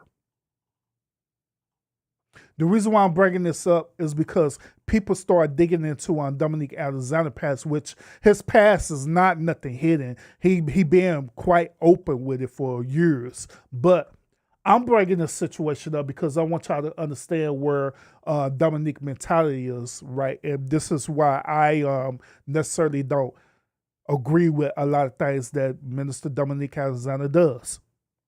I really don't. I'm just calling it for what it is.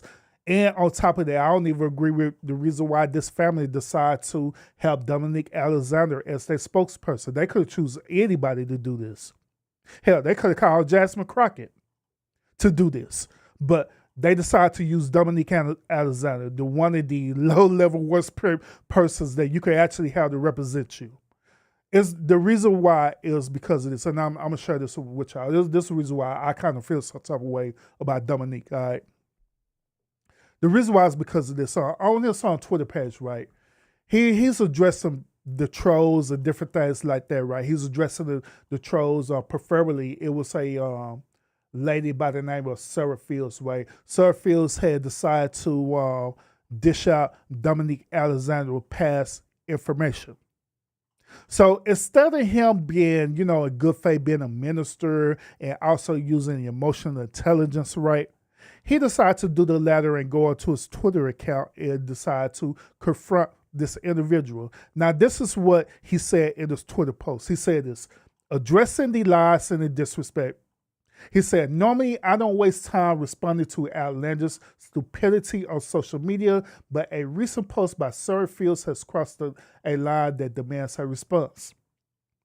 In a distasteful and misleading post, Sarah Fields accused me of having an inappropriate relationship with the former Dallas police chief, Renee Hall. Now, those of y'all who are familiar with what I said in Dallas, when we had a black woman who was a former police chief, her name was Renee Hall. Miss Hall was actually a pretty cool police chief, by the way, you know what I'm saying? But she ended up alternating or resigning.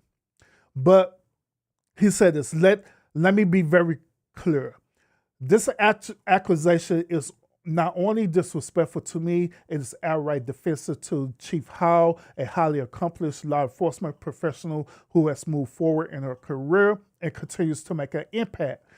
When these baseless rumors first circulated during the summer of 2020, it hurt deeply to see Chief Hall, a black woman in leadership, to have such a misogynistic, disgusting attack. At that time, advisors told me to stay silent to avoid adding fuel to the fire for her sake, but silent does not mean consent. I'm sorry, Chief Hall, that you had to experience this. I'm sorry that in Sarah's Field desperate attempt to disagree with me regarding the Karmelo Anthony case, she is now trying to drag others into a toxic mess. Sarah Fields, this is your warning. Disagree with me all you want. Challenge my ideas all you want, but do not attack people who have nothing to do with this case. Stop before you find yourself being sued. This world is already sick enough without people inventing lies to distract from real justice at work. We stay focused, we stay studying the truth, we stay fighting for what is right, no matter how loud the hate gets. Now, I also want to share this part as well too. Where he said they try to shame me, but end up showing my testimony. Meaning that he is using the things that he had dealt with in his past as a testimony. And that's typically what ministers do. When they deal with all these things that happened in their past and stuff, right, they call it a testimony. Now, I also want to share this as well, too. This is actually Dominique's rap sheet, all right? These are all the different crimes that Dominique had did in his past prior before he ended up turning his life around and start serving the Lord. Now, once again, I'm that type of person that your past do matter. Your past absolutely do matter. Once again, your past absolutely do matter. So there are certain type of situations that, to me, to be quite honest with you, that you shouldn't be a part of due to your past. Let's say, for example, if you have a man or a woman who is a pedophile, right? Does that mean that since they've been acquitted for being a pedophile, right, or they changed their life around where they're no longer a pedophile, right, does that mean that they should go apply to be a teacher? No, absolutely not. Because that's something that they had chose to do in their prior life. So they have to be still held accountable for that. So now you have to learn how to move differently. The stuff that you kind of had freedom to do in the past or whatever stuff, right? You no longer can't do that because you're going to be held accountable for that. So I think in this situation, dealing with the stuff that he dealt with, like domestic violence and all kind of weird stuff that he was doing to get himself in trouble, now he got to move differently. Moving differently means that for him, it's best for him to stay out of the limelight. It's better for him to not be out and be the spokesperson for people or to be an advocate for people like he's doing. His thing where he needs to be at is simply for him just to be a minister at a church and preach the word of God in wherever building that he's at. No more, nothing less. That's where he need to be at. That's the space where he honestly need to be at. But like I always, whenever people do the things they do, they feel like just because they have repented to God, they feel like that since God forgave them, that means that everything has been dismissed and people don't forget. But people do not forget. People remember. And you have to keep that into consideration. So let's get back to what Dominique going to talk about, right? because a lot of stuff that he was saying and how the way he put it, to be quite honest with y'all, I didn't agree with it at all. Period. I believe that what he was doing is also just as distasteful as the Metcalfs doing this interview that they was doing. But let's go. But he did it. And so I say to people, actions speak louder than words. Facts. Okay? What he has failed into is the political operatives that want to make this thing a political thing of hate, yet bigotry, and yet racism. We have conservative operatives that have been posting nonstop about this case. It is outright disrespectful. We haven't been doing it. The Next Generation Action Network has been here, popular and unpopular. So regardless of what going on, that was disrespectful. Disrespectful. And I will leave it to y'all to define it. But of course we want to. Y'all, I'm Minister Dominique Alexander. I serve as the president of the Next Generation Action Network. Today I come before you with a heavy heart, but determined in spirit. It is wild as hell that this dude literally wrote out a goddamn speech for this press conference. That's crazy word that this dude literally wrote out a speech for this, man. Instead of just speaking, from his mind. But just as an advocate, but as a black man, as a father, as a protector, in community, and children. There are 4 critical points I must address today, and I want to make sure that the public and the media and everyone who believes in truth and justice. First, the misinformation about the fund. From the very beginning, there was an intentional disinformation surrounding the fund created in the support of the Anthony family. The Karmelo Anthony Fund, hosted by Give, Send, Go, let's be clear. The family has not received one dime. Any of the media could have verified this, but we saw on Twitter, we saw on Facebook, and so many different things of the false, lavish life of this family. $800,000 home, purchase Escalade, and private security. Let me make this very clear. The Next Generation Action Network has always had its security detail. Many of you that know us in the Dallas and Fort Worth media know that we have our own security detail. All right, so let me clarify what Dominique is talking about. All right, so remember what I was telling y'all earlier about how these content creators and stuff, right? They'll encourage swatting and different things like that. And to be honest with y'all, I literally was going into these other communities and watching their live streams, and they were saying this in real time that, hey, we should do this, we should do that. And their live chat say, yeah, we should do this, we should do that, right? Having that hive-like mentality of stuff, right? So what ended up happening is is that they was after when Karmelo Anthony was released on bail, right? They started literally threatening the 17-year-old life. They start threatening his life. They start threatening his family life and anyone who's remotely close to this family. They started cyberbullying them on social media, showing up to their house, doing all kind of weird stuff. So it got so bad that the family, the Karmelo Anthony family, they decided to relocate to another property so they could have protection. Now, within that protection through the Next Generation Action Network, they're the ones who have the vehicles like the Suburbans and different things like that because that's part of their security detail. All right. Now, the Next Generation Action Network is I believe, a 501c company where it's non-profited, you know what I mean? And they're getting funded through the government so they can, be able to operate the way that they operate. So to my understanding is this.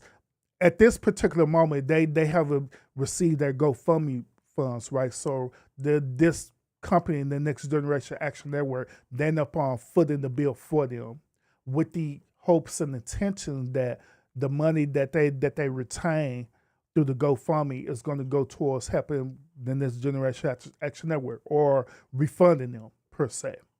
But that's to my understanding how this is working. So people had took that as though they literally went about a brand new house with brand new cars and brand new vehicles, etc. Said they used that money for that, which that is not true. That's misinformation. That's absolutely misinformation. But in this day and time, people don't even care. And you want to know why? It's because right now we're dealing with people that prefer drama over truth. I'm going to say again. We're dealing with a generation of people now that they prefer drama over truth. I have been into spaces where I literally see content creators lying on other content creators just because it creates drama. I've seen it happen in real time, all the time. So it ain't gotten so bad in social media where these alleged people who call themselves content creators, right? Which in reality to me, they're really not. But it got so bad where they don't even want to seek out truth at all, period. They're just seeking out content just for the thrill of it. So now they sit up here using their power or their platforms, right? Encouraging their viewers to do these certain said things to these people. That's bullshit. That's bullshit. One of the individuals that escorted Karmelo Anthony out of jail is here present with us now. They are a part of the Next Generation Action Network security team. The family hasn't hired any private contractors or whatever, or splurged or whatever.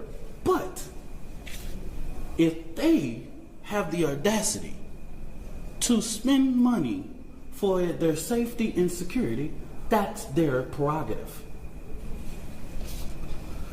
The family has not withdrawn, and just until recently, just yesterday, they were officially notified by Give, Send, Go that they could start the withdrawal process.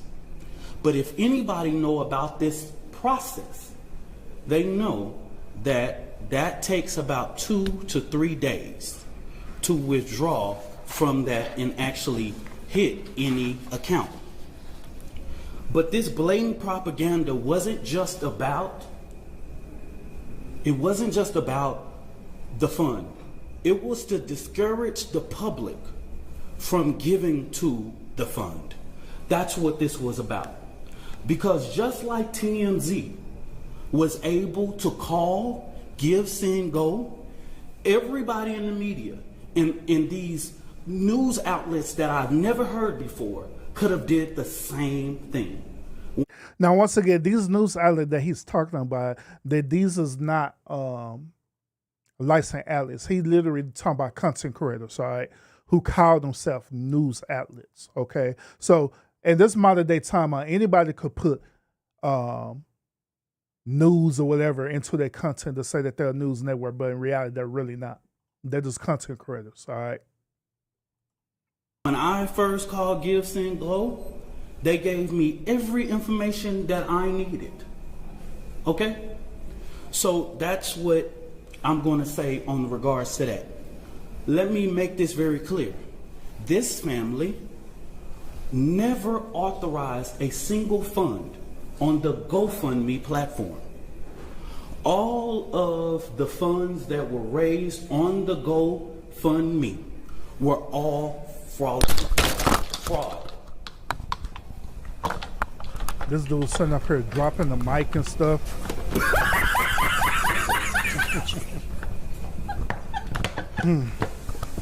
Dominique. Let me forward this. This is not just about Karmelo.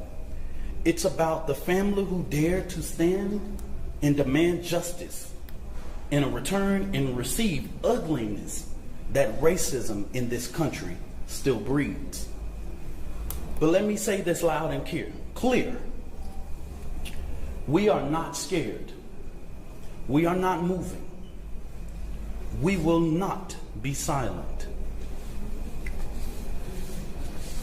What I've always said as the president of the Next Generation Action Network, we will never ask the oppressor for permission to liberate our people. We will not ask for permission to stand up for the rights of our children. The Next Generation Action Network has stood on both sides of the fence in ensuring that justice is served. Here's another question I want to ask y'all too as the viewers. Now, y'all familiar with Black Lives Matter, right? Y'all familiar how Black Lives Matter operate as well too, right?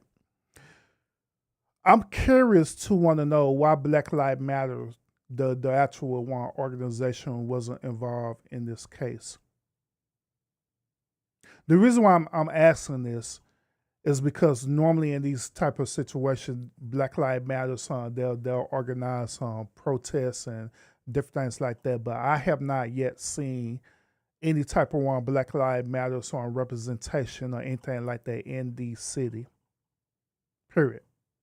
In fact, Black Lives Matter is quiet as hell in this situation.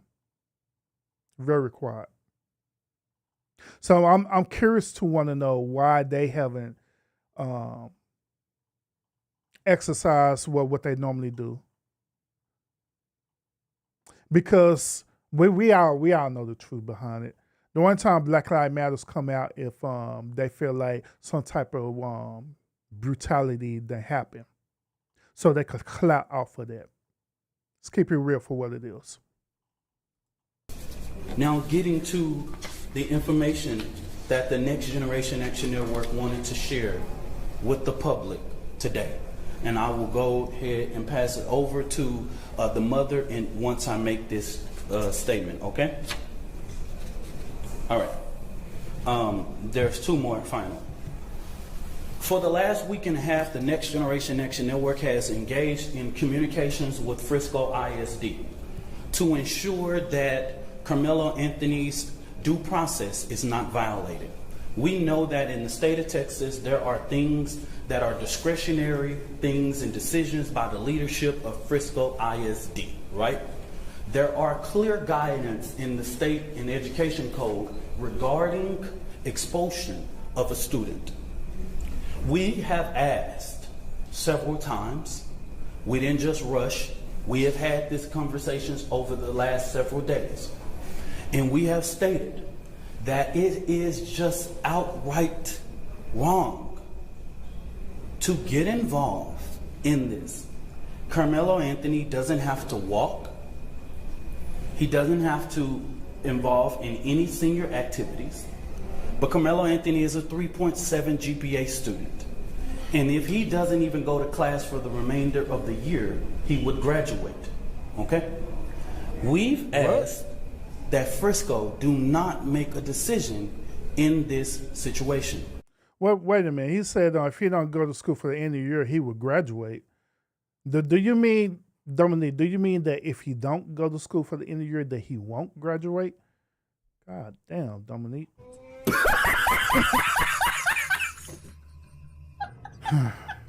But Frisco ISD has notified of their intent to expel Karmelo Anthony from school 1 month before his high school graduation. That just shows me that Frisco ISD is trying to push off the blame. And what I have not heard the media say, as many media outlets have asked us what went on, I'm trying to find how many of y'all have asked the superintendent or one single board of trustee, why didn't you cancel or postpone? With weather in that magnitude, you couldn't have a track meet in rain or thunderstorm or clouds. Y'all are the media. Ask your journalists, your weather journalists, how the weather was that day and that time. Okay. Let me also clarify this too, because once again, like I stated earlier in the stream, my son, he participated in the track meets. There are only one circumstance that's going to prevent that track meet from functioning, and that's due to inclement weather. Inclement weather is considered a thunderstorm or lightning strikes, or if there's a tornado in the vicinity, or if it's heavy rain. They'll either postpone the track meet or they'll cancel it altogether. And that particular day, the weather wasn't bad enough for them to cancel that track meet, meaning that even if it was drizzling or whatever, they're not going to cancel that track meet because it's lightly drizzling, whatever, you know what I'm saying? Because when the athletes be running on that track and field, they got cleats and stuff, and they're not going to injure themselves like that, okay?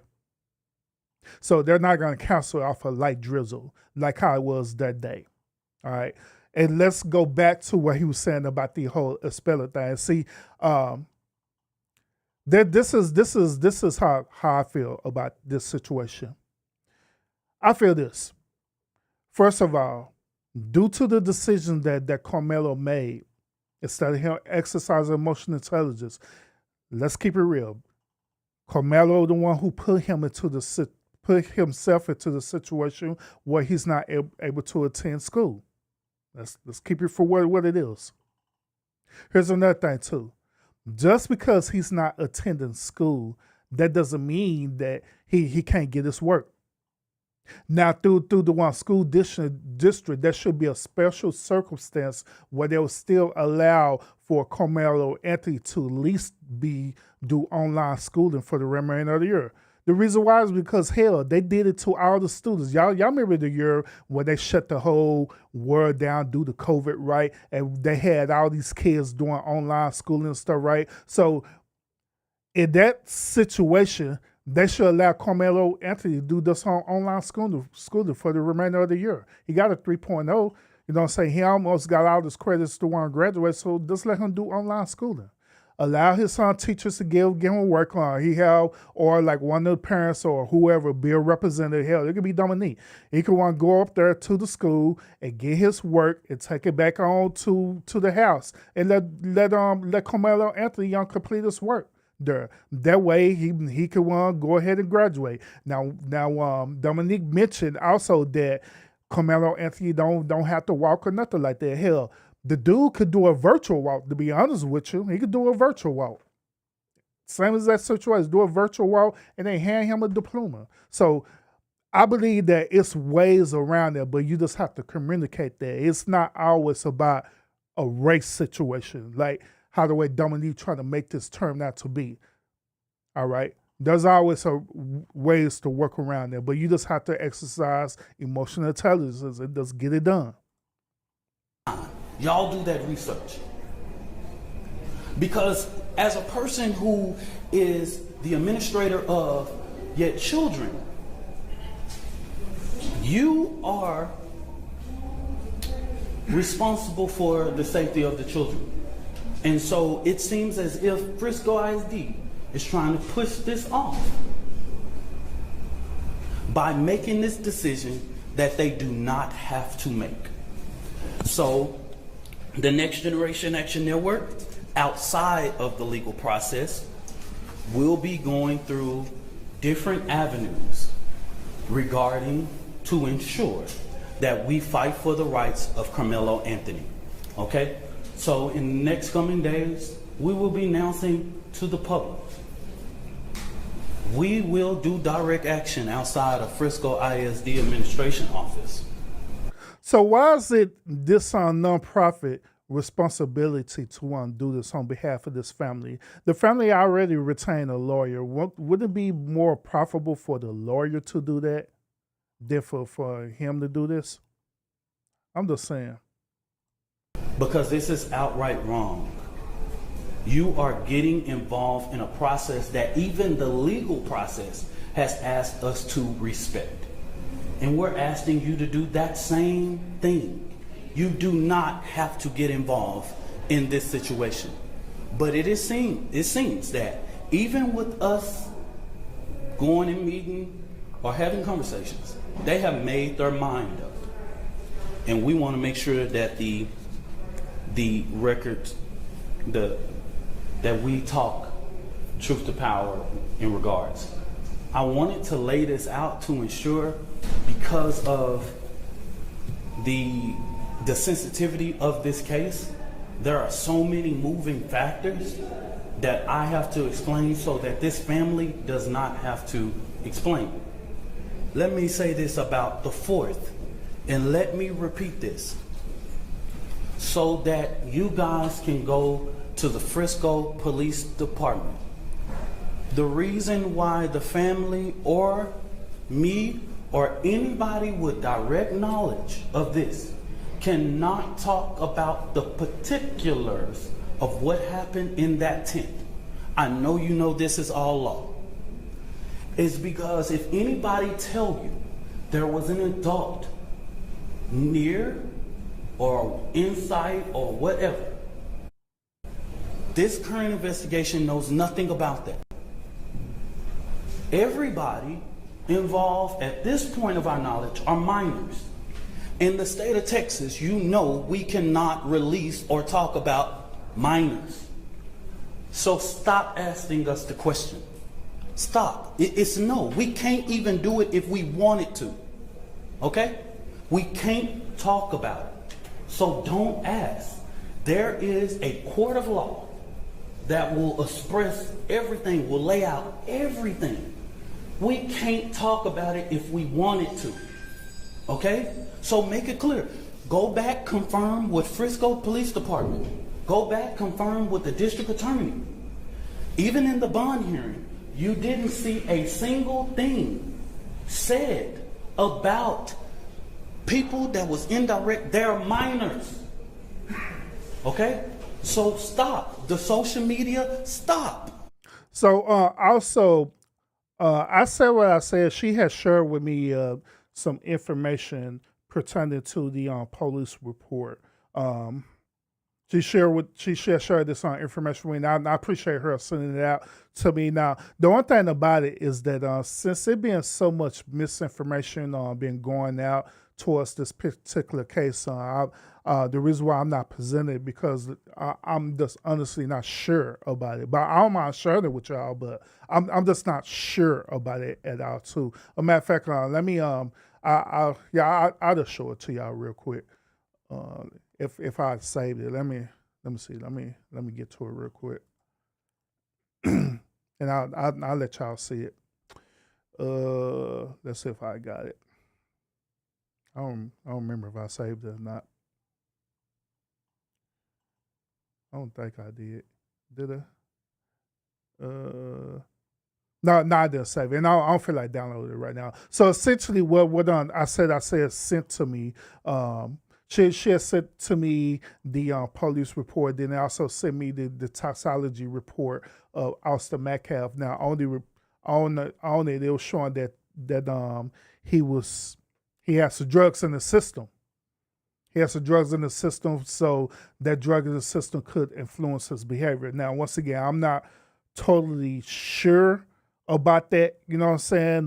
But I'll wait until when everything is like official. All right. So yeah.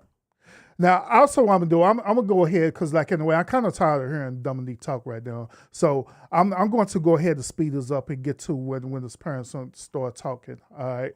And there's a reason why I want to get to this point. All right, because I got some stuff I need to say about this.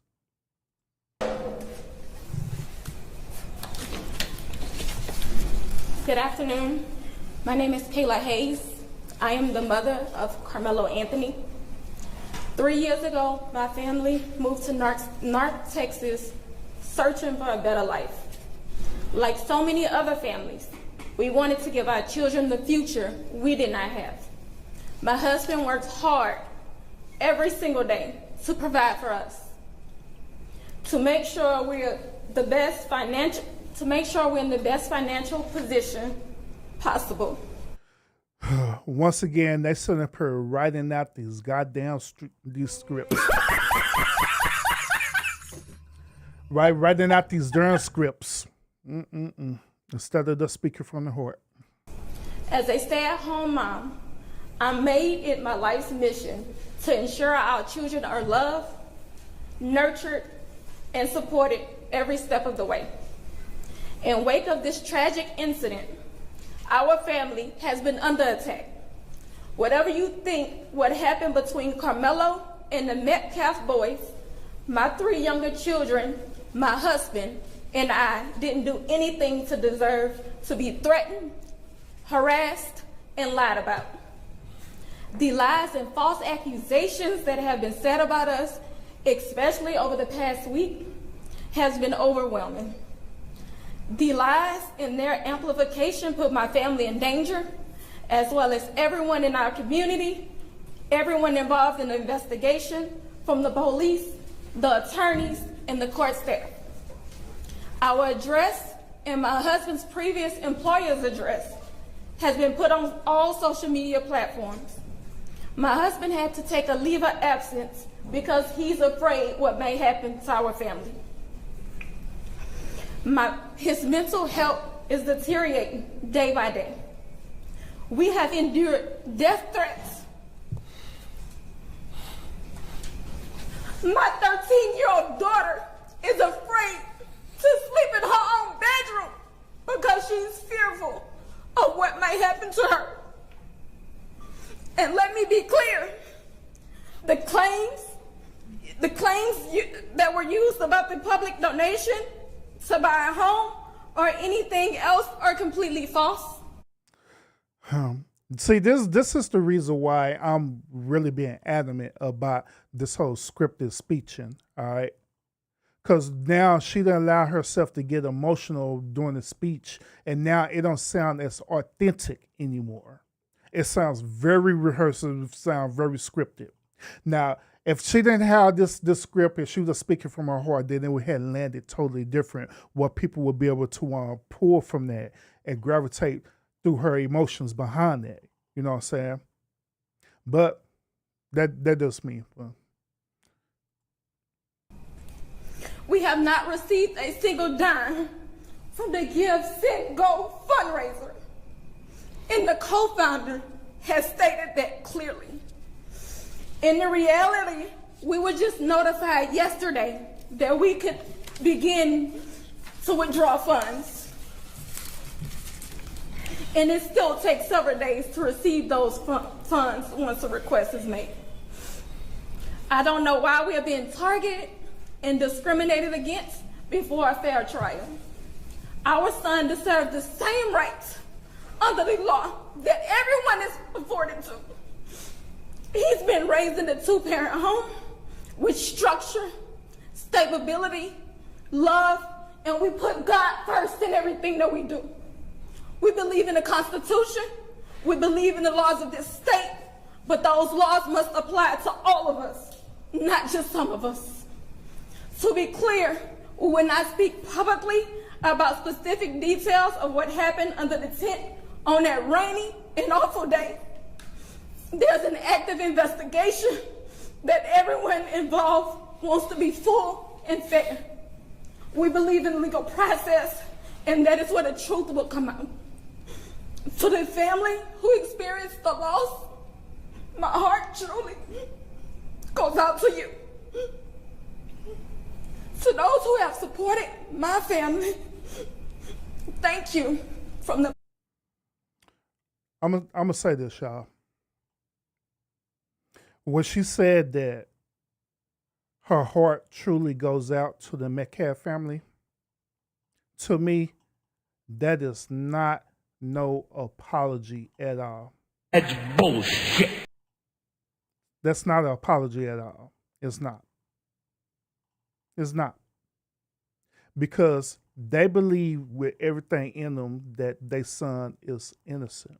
Not innocent to prove guilty, but they literally believe that their son is innocent all the way around. That's what they believe. So that wasn't even an apology at all. It wasn't. And I want y'all to understand that that's not a apology, and that's not her husband, and her son taking accountability for what has been done to this family. This is one of the main talking points that the other people were talking about right now. It's because they don't want to hold themselves accountable for what their son had did. Because let's keep it real. At the end of the day, Karmelo Anthony decided to exercise that he needed to pull out a knife and stab this boy.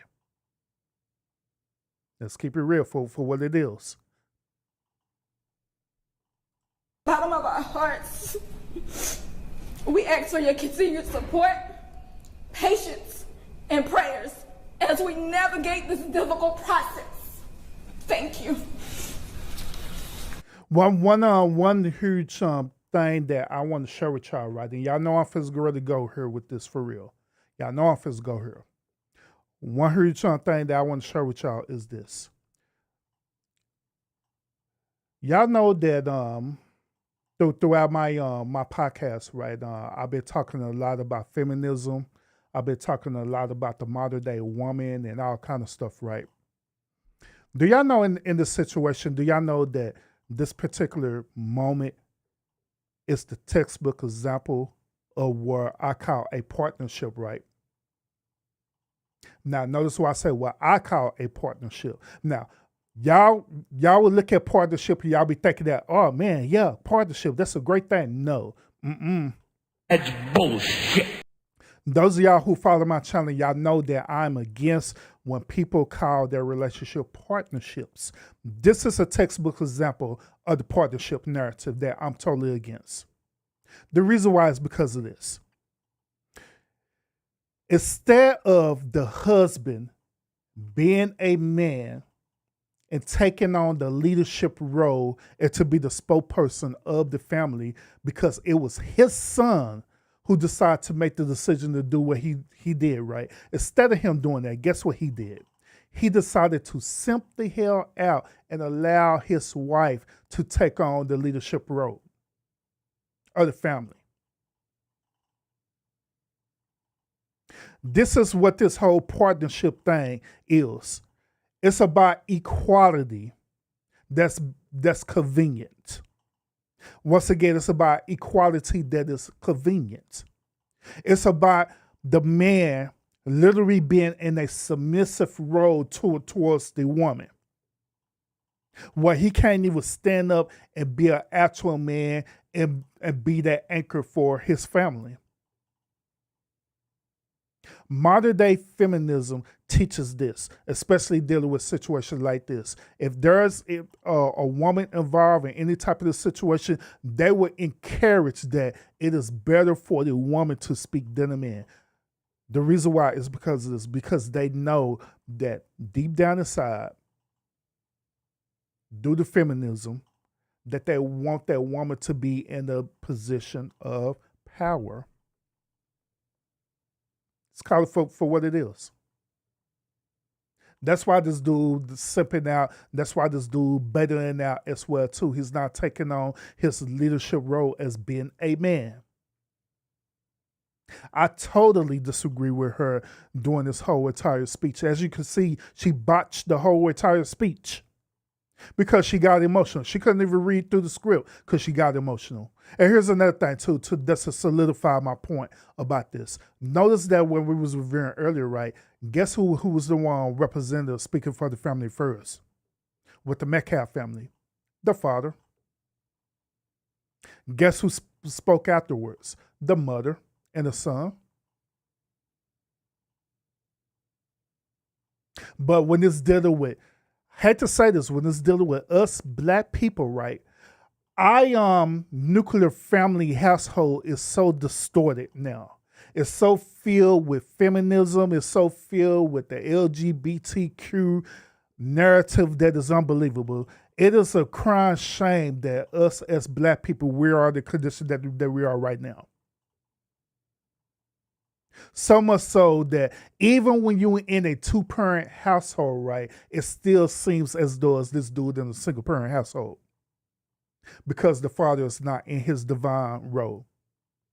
Remember I was telling y'all earlier about, I kept challenging y'all over and over again, why Karmelo Anthony didn't use emotional intelligence. The reason why is because his father father did not teach his son how to use emotional intelligence, but he ended up using his emotions that he got from his mother to make that crazy decision that he did. Let's call it for what it is. Let's call it for what it is. Because other than that, if that be the case, then I guarantee that Karmelo Anthony would have made that choice. I guarantee that when that situation was starting to escalate the way it did, he would have exercised his emotional intelligence and he would have exited here with somewhere else instead of standing there.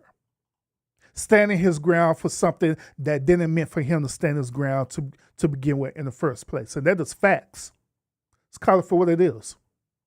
So that's why I say in the stream that all three of these boys need to be held accountable for the decision that they made.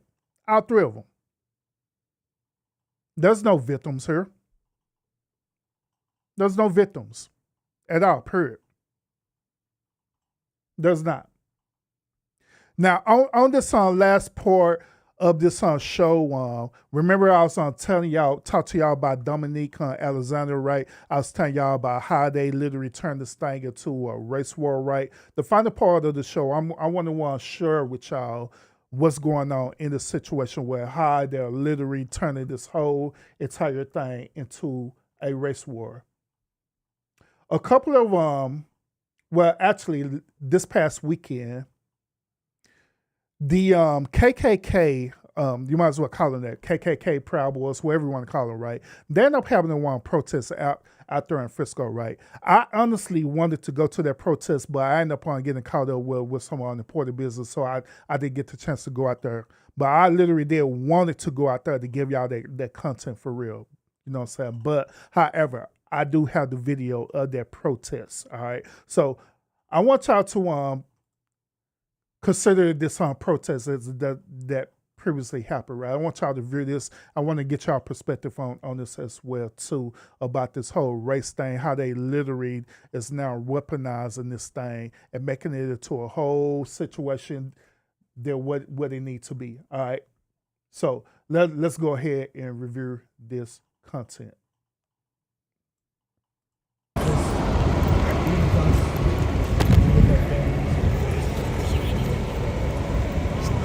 We just want to stress everybody when we just say later on, guys, just don't go over the counter protesters. We'll keep our hands and feet to ourselves. Do not address the antagonizers. There are antagonizers out there. We don't want any violence. It's a peaceful event, okay? Seriously, where am I going to get elegance and grace? Where am I? Yeah. So guys, this is a historic event. Now we're addressing the crowd, so I shifted it. Before we had the stadium in the background where Austin Metcalf was murdered. Please reshare this link online right now, guys. Get this out to as many people as possible. Guys, this is the first time, I'd say in American history, but as long as I've been alive, where white Americans and my brother black Americans, white Americans can stand up and speak out. We have been suppressed. We have been suppressed. Okay. Generations. Well, no, he has his opinion. We've been moved to the back of the bus and told to sit down and shut up. Let's give him some attention. Generations ago, it was people of this skin color. And now it is our people that are being brutally murdered. The justice system. Now, I do want y'all to understand that on this video, it's kind of chopping up. That's not because of me. That's literally because of how the way it was recorded, all right? The system is failing us. And we're here to stand today against injustice, plain and simple. Righteous men of God are called to stand against injustice. And so today, black and white together, we're standing against black violence against white Americans. It's very statistics do not lie. The statistics do not lie. 350,000 white people were assaulted last year in America by black Americans. There is a prevalent gang culture. There is a prevalent gang culture in America. Give me a second. We have another camera here. I have to. Edward, you're on stage. I had to remove you from stage. There's a prevalent gang culture. It's my laptop. There's a prevalent gang culture and violent hip-hop culture that has pervaded the young minds of black Americans in this country and turned them racist against their brothers who want nothing more than to lift them up, to live in peace with them, to love them, to be one party in the body of Christ. This has led to not just racism, but racism in action. People are dying. Stores are being smashed in. White people are being terrorized. Our country, the fabric of our country is changing right before our eyes. Donald Trump made one of his main campaign promises, immigration. These two problems are linked intrinsically. White people are not only disappearing in this country, becoming a minority in the land that we had, the land that our founding fathers carved out for us, but now, not only are we disappearing, but we are being attacked and murdered in the streets. These two problems are intrinsically tied, but today we're here to address and call for justice for Austin Metcalf, who was murdered in that stadium. His blood is wet on the stadium bleachers. His killer is home playing Xbox. This is injustice. Black, white, Asian, Puerto Rican, Spanish, whatever you are, recognize injustice and don't be a coward to call it out. Today, tens of thousands should have been here. We have a great crowd. But fear, there's hardly anybody here. There is a spirit of fear that is not of God. There is a They said there's hardly anyone here, dude.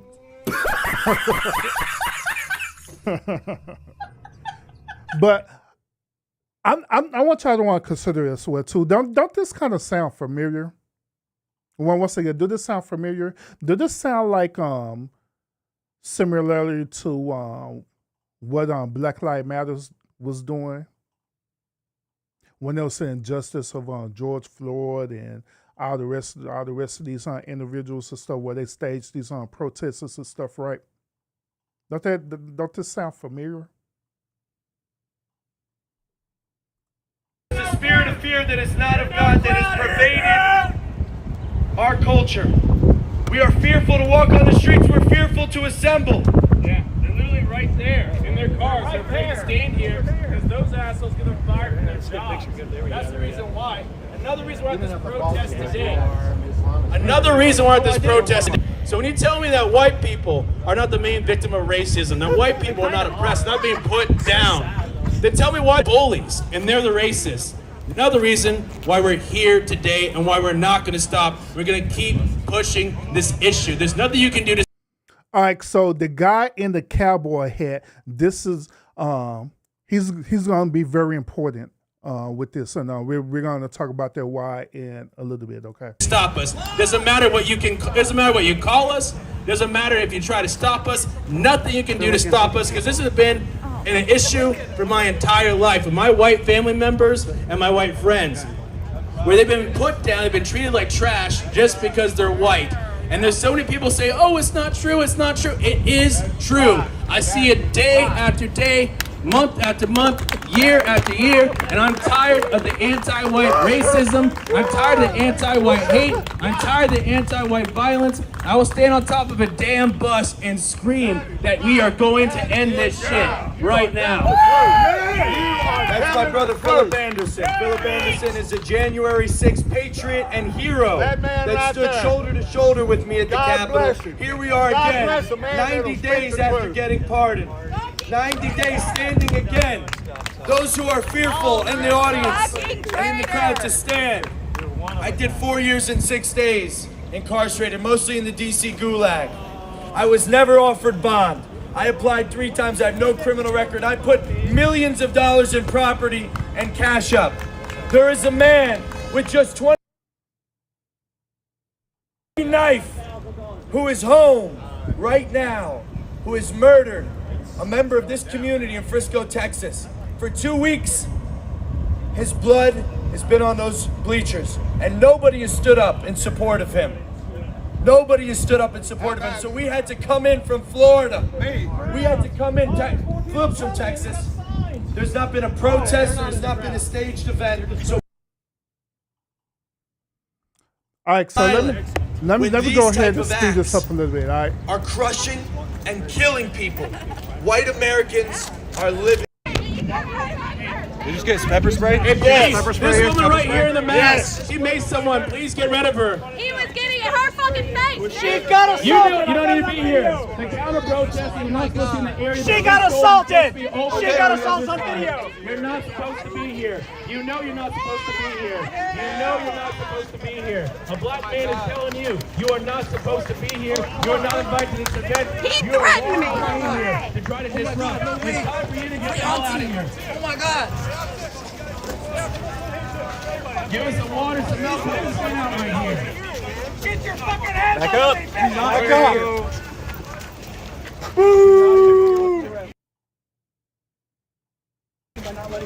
Now keep in mind that. Now keep in mind that a lot of these people that went to this event, they're nothing more than content creators, okay? That's all that they are. They're not the actual media. They're content creators who went out to this event. So the content creators are pretty much trolling this event, and they're the ones who are being escorted out by the Frisco Police Department. All right. So this give y'all context. What is going on? And now they're not listening to the police anymore. If you interfere again, you will be arrested for interference. Ladies, you're not wanted here. Let her go! Let her go! Let her go! Let her go! Let her go! Fuck off with your ugly ass out. Stop. Back up. Oh yeah! He's down! He's down! Oh yeah! Get his ass! Get his ass! Get his ass! Get his ass! Beat his ass! Stay back up! What the fuck? Oh, you're so big. Oh, that's crazy. That's crazy. He tweaked out. What do you even do? Now, y'all remember, I said a few months ago, do this seems familiar, right?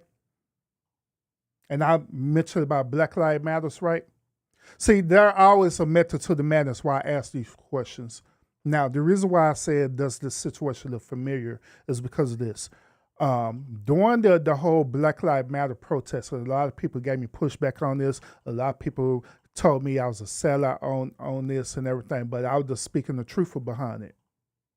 I say this, during the Black Lives Matter protests, the protest was staged, meaning that they had people who were content creators and paid actors at them events purposely creating trouble at these events, purposely doing that. They'll sell per staging bricks and stuff so you could throw out bricks and destroy property at these businesses and stuff. They'll sell per staging. People want looting and different things like that at this event as well too. So the reason why I say that is because they doing the same exact thing here, where you have these content creators and people out here who are actors, crisis actors, and different things like that, staging to create and make something be more than what it is.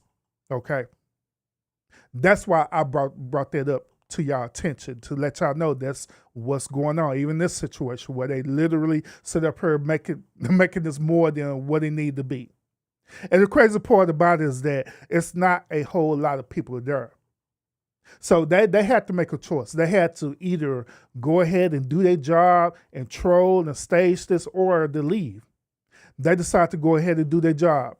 It would be better if it'd be like more people there. The more people there, then the better they can want to stage it out, how the way they want to stage it. But since there's less people there, then obviously everyone is being exposed to the truth.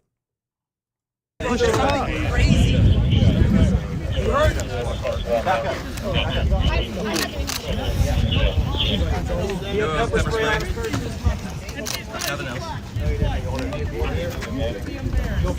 Now keep in mind that the people who are being arrested, right, is white people. It's not black people. It's white people who are being arrested. It's white folks who's getting up in one of the police faces and talking all this stuff. It's white folks who are getting content on this as well too.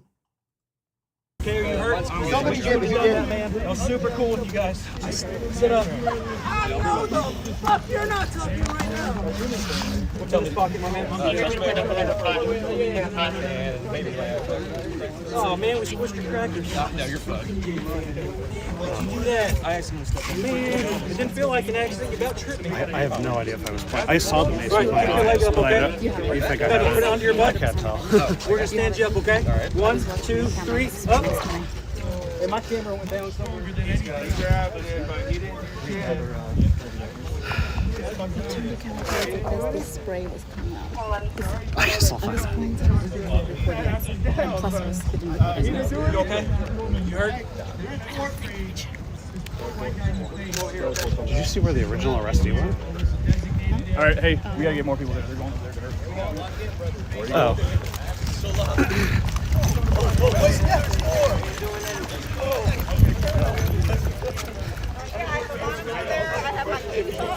Stay back away from her.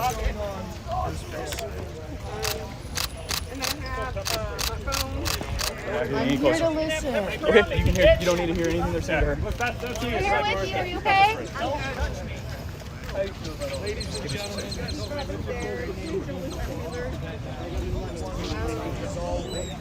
yeah, I have my phone in this pocket and I have. Yes. All right, I'm gonna fast forward. But to say I'm a racist, to say I'm something and you don't even know me is ridiculous. I would never say that about any one of you. I don't know. I don't know what your political persuasion, and honestly, I don't really care.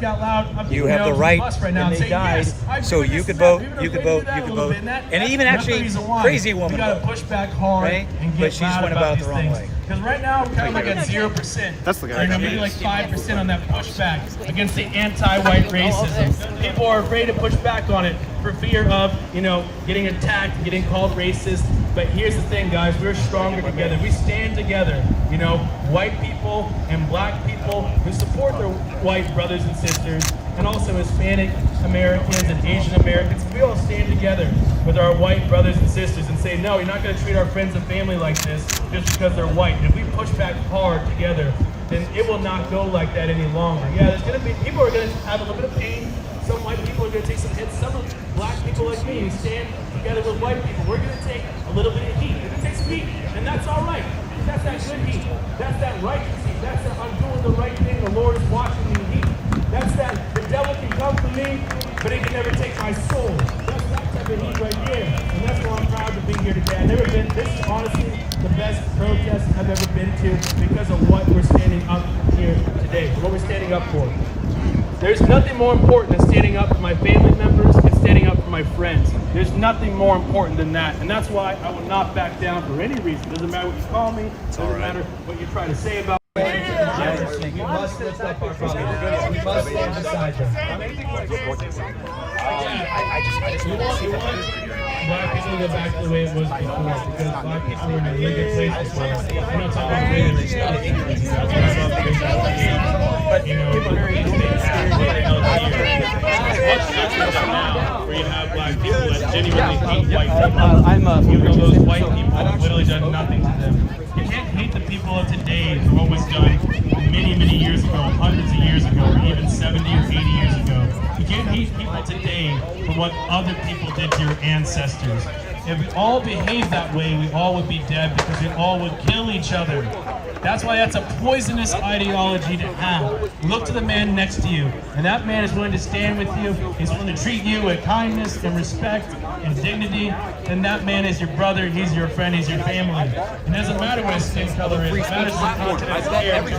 What matters is the way he treats you and those you care about. That's what really matters right here. That's what we're trying to aim for. We're trying to get our fellow black Americans to go back to that. Go to back to that mindset.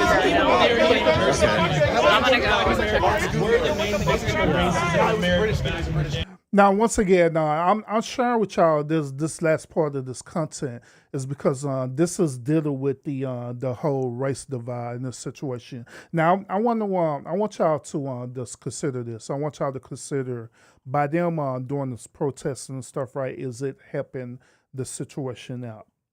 Is it helping bringing justice to the families that's involved in this situation? That's why I want y'all to consider.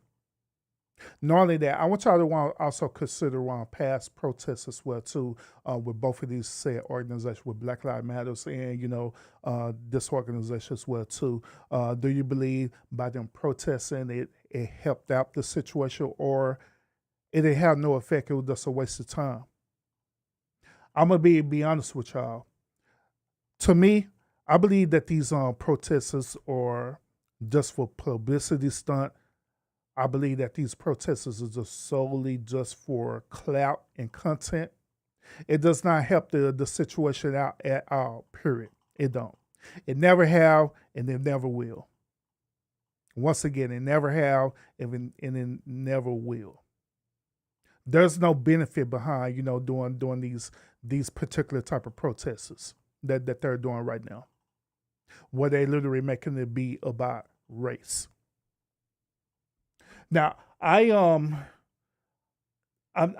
do want to do this real quick. And there's a reason why I was sharing this on content. During this protest, right, Mr. Metcalf has spoke to the dude who organized this particular protest. All right, so this last clip that we're gonna watch right now. This gentleman right here who's in a suit, he's the one who organized this protest. And so he is actually going to speak to Mr. Metcalf. And I want y'all to listen to what Mr. Metcalf is going to say to this dude. All right. So this dude who's dressed in a cowboy hat, remember I told y'all earlier that pay attention to him, that he plays a significant part of this content. The reason why is because this dude here is a representative for the Metcalf family, dealing with, all the social media and this clout and different things that they been dealing with, okay? So without further ado, let's go ahead and listen to what's been said. Needs to be taken seriously. He needs to be righteous before he is fearful. He is acting out of fear, not out of righteousness. He should have been on the top of the bus today.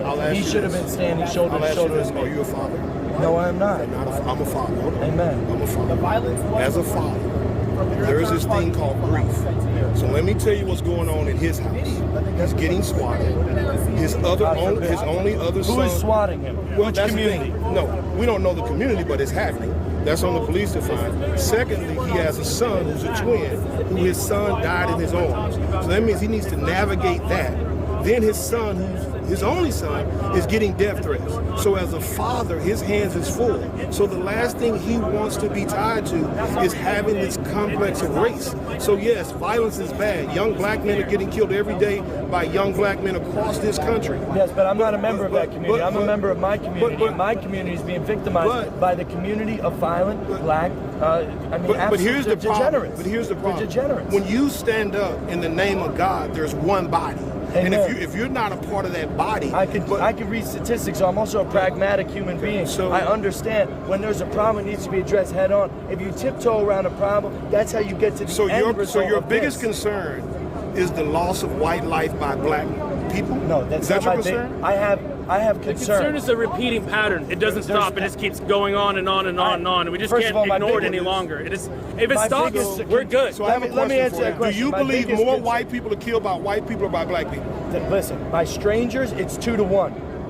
Every single race in domestic issues, because we live amongst each other and uncles kill uncles or drunk at barbecues and stuff like that, it's always the same amount. So your response is this. Let me respond, please. Please let me respond. Is your response that Mr. Metcalf needs to get on your bus and tell people that his son was killed, but he's not you. So what I'm saying is, I'm telling you, I'm somebody that stands for what I believe in, and I don't cower when it's time to stand. If your desire it's because of fear. My desire is that another Austin Metcalf does not happen next week. And if I was his father, I would stand righteously to say, yes, but I'm a man. We all have common sense. Are you speaking for his father? Hold on. We know. No, I'm speaking for white men in this country. Are you a father? White people in this country. Are you a father? Hold on one second. Are you a father? Hold on one second. Are you a father? I'm not, but listen. Okay, so when I talk to non-fathers hold who are not dealing with grief, you've talked for an hour. So if you want to address, I can give you after I give this message. The bottom line is this. You have a father that's out of respect asking you not to put his son's face in a place. How do you say you're going to represent people when you can't respect the will of the people? Let me respond, guys. There's too much peanut gallery. That's not what his father said. His father did not say that. Can we please let me respond? So you believe? Hey, you believe? I'm having a conversation between you and I. Listen to this. Yeah. Austin Metcalf is no longer Austin Metcalf. He is a symbol. He is a symbol of young white people being predatorized and victimized every single day, living in fear. He is living in fear. Our people in this country are living in fear. Austin Metcalf is no longer just his son. Jeff, hold on, Jeff. Do me one favor, because there seems to be an issue that you're okay with Austin's name being plastered with this particular movement. Now, I've already addressed that. So now I want you to say one more time that you agree with your son's name and face being attached to this movement? Hey, Jeff Metcalf, this is Jake Lang here. I wanted to talk to you and not be led into a question. This is an illegal argument. This is called leading. Do you agree with your son? Can I have a conversation with you? No, because you could have called him before that. You could have called him out of respect. I've been reaching out. I'm one of the biggest figures in America. Jeff, nobody's. This dude set up here said that this is a misleading argument. It's called leading. Bro, really? All right, so let me give y'all a little bit more context. Now, once again, I told you that this gentleman in the cowboy hat, he's also a representative for the Metcalf family. So what he did is that he literally speed dialed Mr. Metcalf on the phone, called him up, because Mr. Metcalf literally sent this gentleman out here to tell them that he don't want to be nothing a part of y'all protests.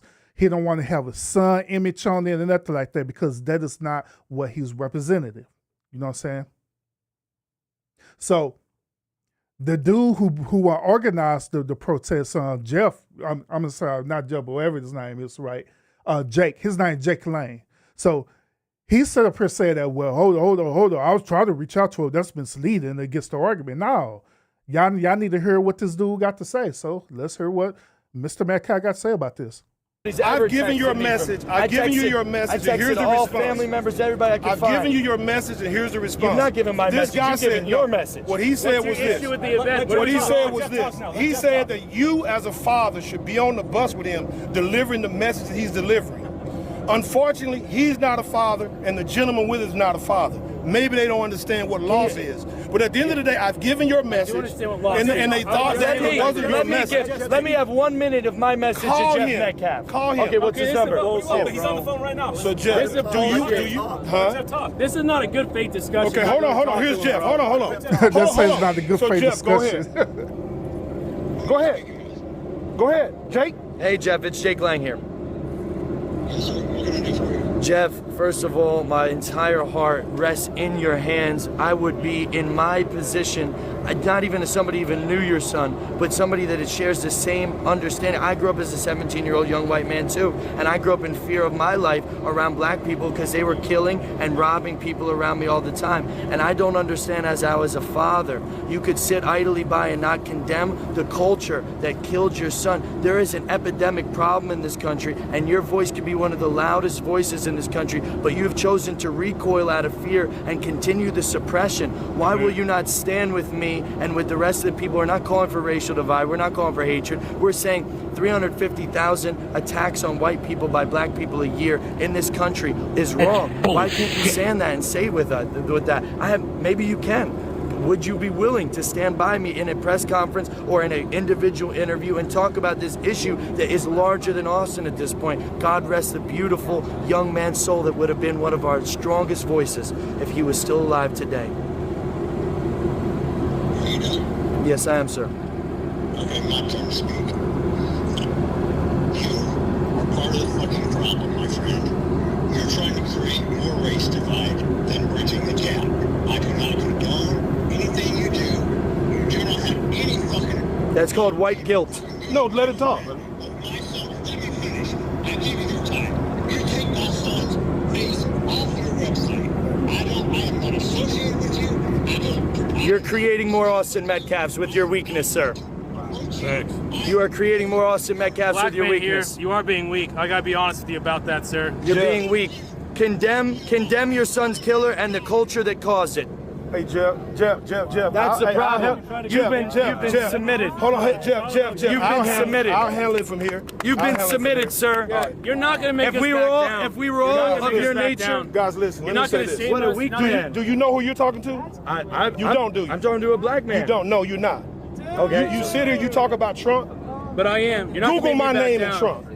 No. When you do that, my name is Bruce. I agree with black males winning. Google that. But they're not winning right now. You're doing, they're becoming degenerates. What you're doing and murdering white people. You're not helping America. You're no more patriotic than I am. No way. Silent is not helping. You've been silent. It's only gotten worse. Where were you on January 6th? You've been silent. It's only gotten worse. Where were you? Did you stand for your country? So you think that made you patriot because you showed up there? Does that make you a patriot? Joe Biden, because you showed up. All you're doing is condemning us. What's your solution? My solution is to help people where they're weak. So we have an issue in young black males' lives across the country. It's not say that to Jeff Metcalf. Say that to Jeff Metcalf. We talk about it, man. Say it. At the end of the day, the man is asking. So let me ask you this: you got a father who's grieving.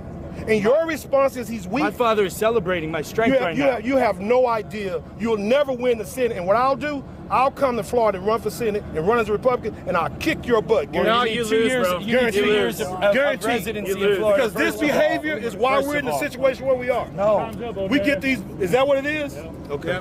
Well, at the end of the day, he's asked you what to do and what not to do. Listen, you have a right to do it or not do it. You can say not about Austin Metcalf, but we're going to continue this movement. I love somebody enough You love to be the thought of strong using Austin for T-shirts, for propaganda, and to get out here and talk about you want to shut down a white man right now. I'll shut you down.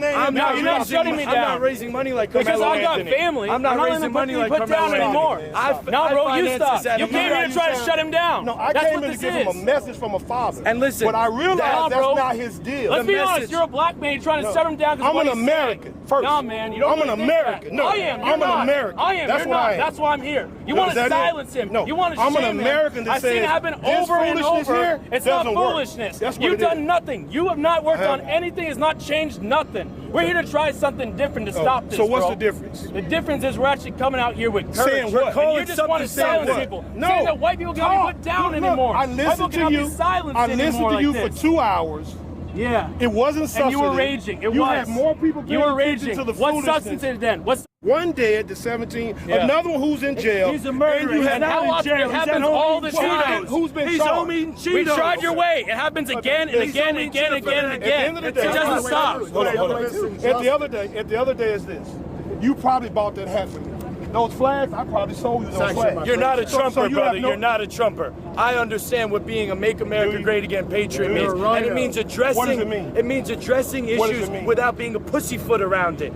Don't tap dance around the issues. Address it. Black people are killing white people in this country, and it needs to stop. We are being predatorized in our own country. We are being predatorized in our own country, and it's a weakness from Jeff Metcalf and people like you that is continuing the culture. Condemn Carmelo Anthony, condemn. Why are you confronting me? What if call Jeff Metcalf and say there's a young black man with a Carmelo Anthony jersey on parading his son's death? When I'm standing strong against the murderer. My name in Trump. Since you say I'm standing strong against the murderer. I want you to learn. I know. President Trump's pardon. It doesn't matter, guys. President Trump doesn't matter. No, President Trump. No, he probably shouldn't have got pardoned. He probably You're not President Trump. No, I'm a man. You're a nobody. You're not Trump supporter then. If you're not Trump supporter, you're not getting due process. You're not getting impartial. Here's the problem right here. Dude, he's a waste. You all follow a man off the cliff. No. I'm a man. I will call anybody wrong. Trump did not make this stance. You won't call him wrong. Who won't? You just want to when silence Trump is him. wrong, I'll call Trump wrong. A racial chauvinist. I see right through you. Be a racist. GoFundMe's on GoFundMe. Are you joking? Like, seriously? Was it wrong for me to tell that woman to be quiet? No. It was wrong for her to spray you with that mace. All right. This dude got a White Life Matter shirt on, like, damn.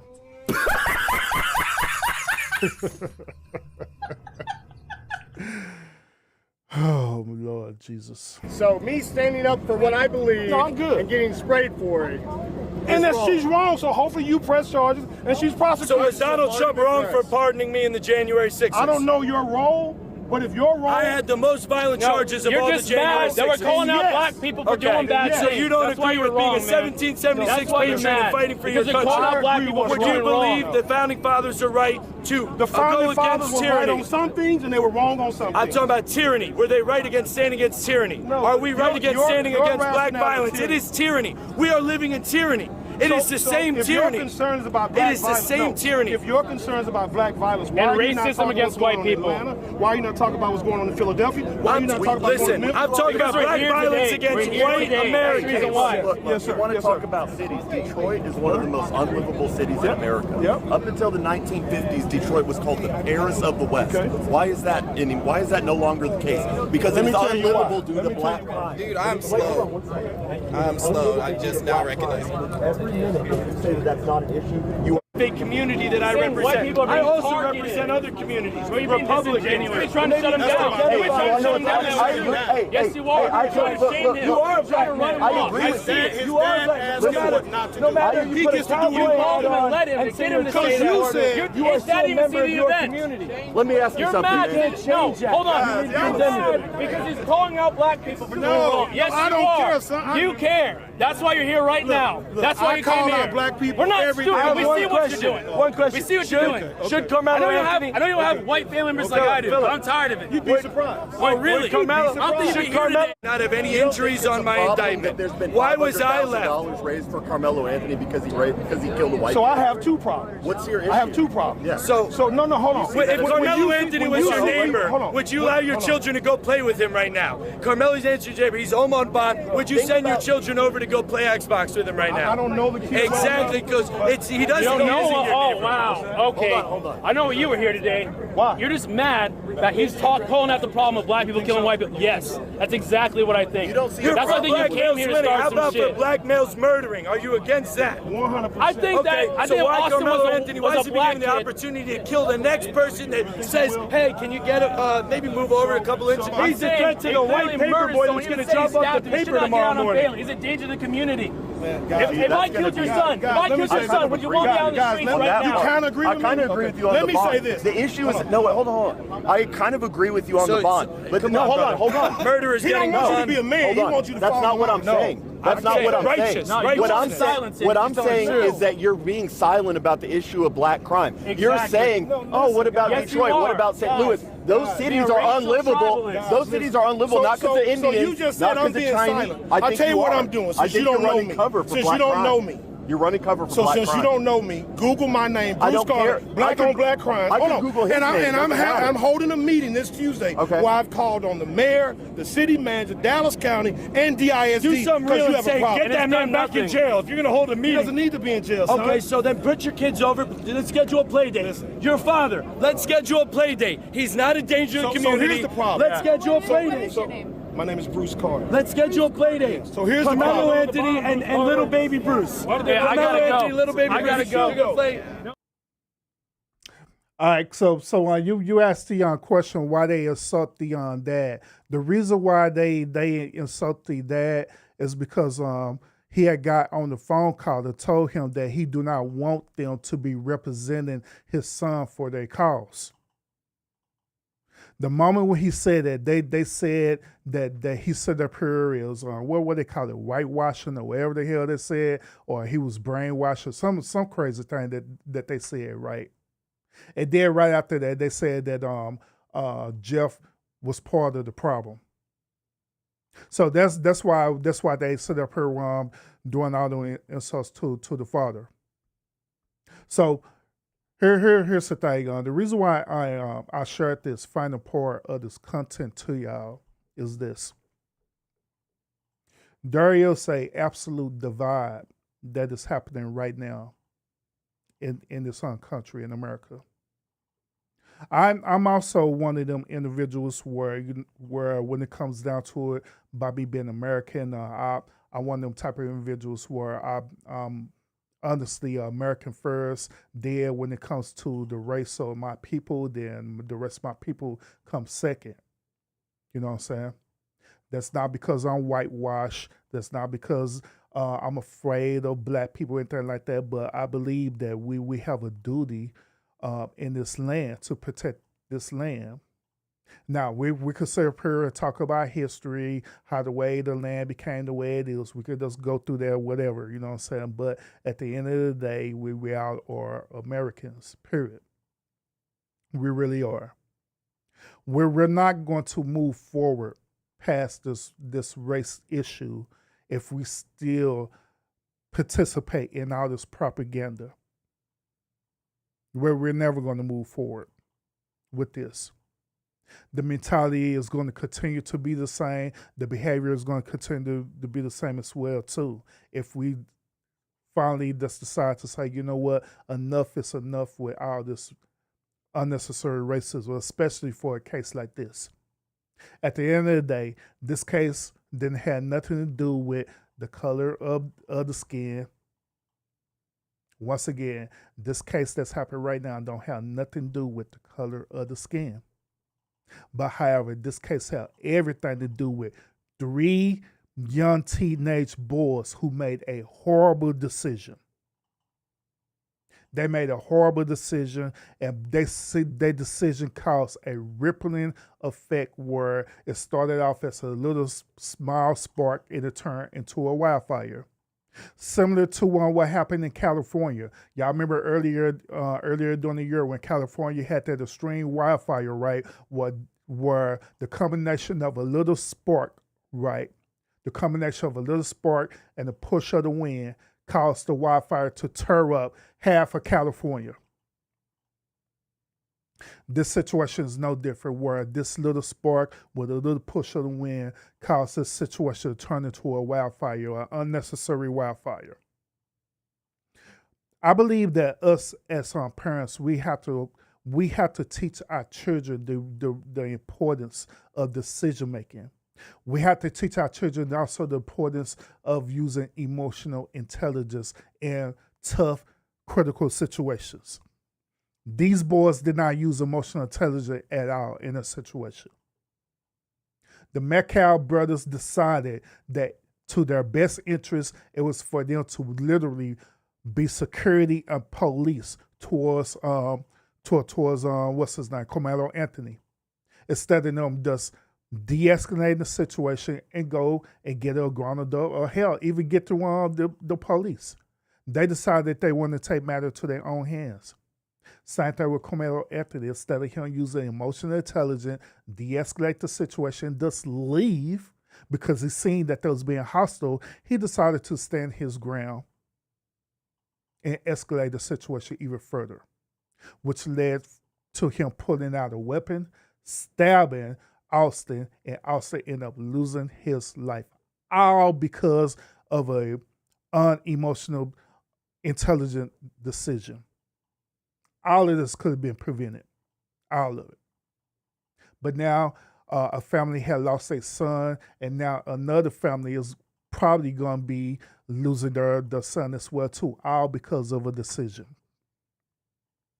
I want to say this thing too, and I actually teach this not only to my children, especially my male children, but also to other youth as well too. When I'm involved in that, I tell them that by us being men, we are held to a higher accountability, not only within our country, not only within our state, but also before the eyes of God Himself.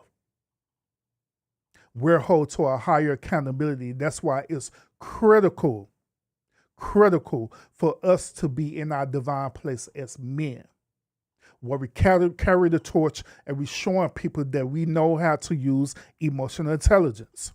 We know how to navigate critical situations where it won't cost us our very life, like how this situation has happened.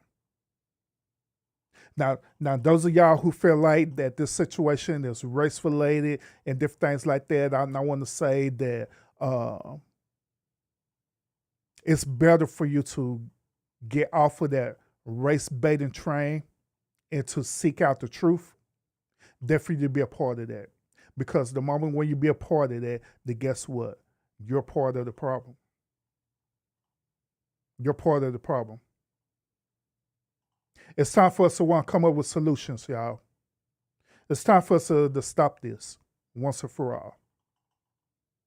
I believe that justice needs to take its place wherever the justice process is, where if they're going to either want to find Karmelo Anthony guilty, or if justice takes its place, they may acquit him, where he's not going to be guilty. But whatever the case may be, we need to let justice take its place. And we need to stop doing all this trolling. We need to stop doing all this cyberbullying and all this unnecessary stuff, where it's making the situation way worse than what it needs to be. Hell, there's a situation that happened right now in my state in Texas, where once again at this high school, this young man, right, at this high school, he went into the high school and he went up and shot up people at that high school because he was being bullied. But what's interesting about that is that you're not getting a lot of coverage on that. Reason why you're not getting a lot of coverage on that because it's not race related, because the kid was a black boy who shot up other black and melanated children who went to that school. So it's not getting a whole lot of attention nationally. It's getting attention here locally, but it's not getting a whole lot of attention nationally because guess what? It's not following upon the agenda or race baiting or race war, like how this situation is. The one shooting at Florida State University. Guess what? It's not getting a whole lot of attention, a whole lot of push like this situation. The reason why is because it's not race related. This dude wasn't targeting a race. It's not race related at all, so they can't do a lot with that. But this situation, they made it be about race from both parties. Because at the end of the day, they know their drama sells. But at the end of the day, us even as being citizens, as people, it's time out for all this, man. It's time out for us to keep falling for this bullshit over and over again. It really is. But that's my perspective, overall perspective of the situation, y'all. Y'all let me know what y'all think about this whole entire live. Once again, I do apologize for earlier when my live got shut down earlier due to technical difficulties. I apologize on that, and I appreciate y'all rocking with me this late at night for this particular stream. Y'all let me know what y'all thinking about. Think about my whole assessment of the situation. Do you agree with me or you disagree with how the way I'm viewing this overall situation? Y'all let me know how y'all honestly feel about this whole situation. Do you feel like that this part of a race war that you need to be a part of? Do you feel like you need to side with the Metcalf family and say that, hey, this is a whole race thing? Do you need to side with the Karmelo Anthony family, say that this part of a race thing? Or are you remaining neutral at all? Y'all let me know what y'all feel about this in the comment. You know what I'm saying? Especially those y'all who are catching the replay of the stream. So other than that, thank y'all so much for tuning in. Make sure you have your notifications set when I do go live again. And I will see y'all again on the next episode. Peace out.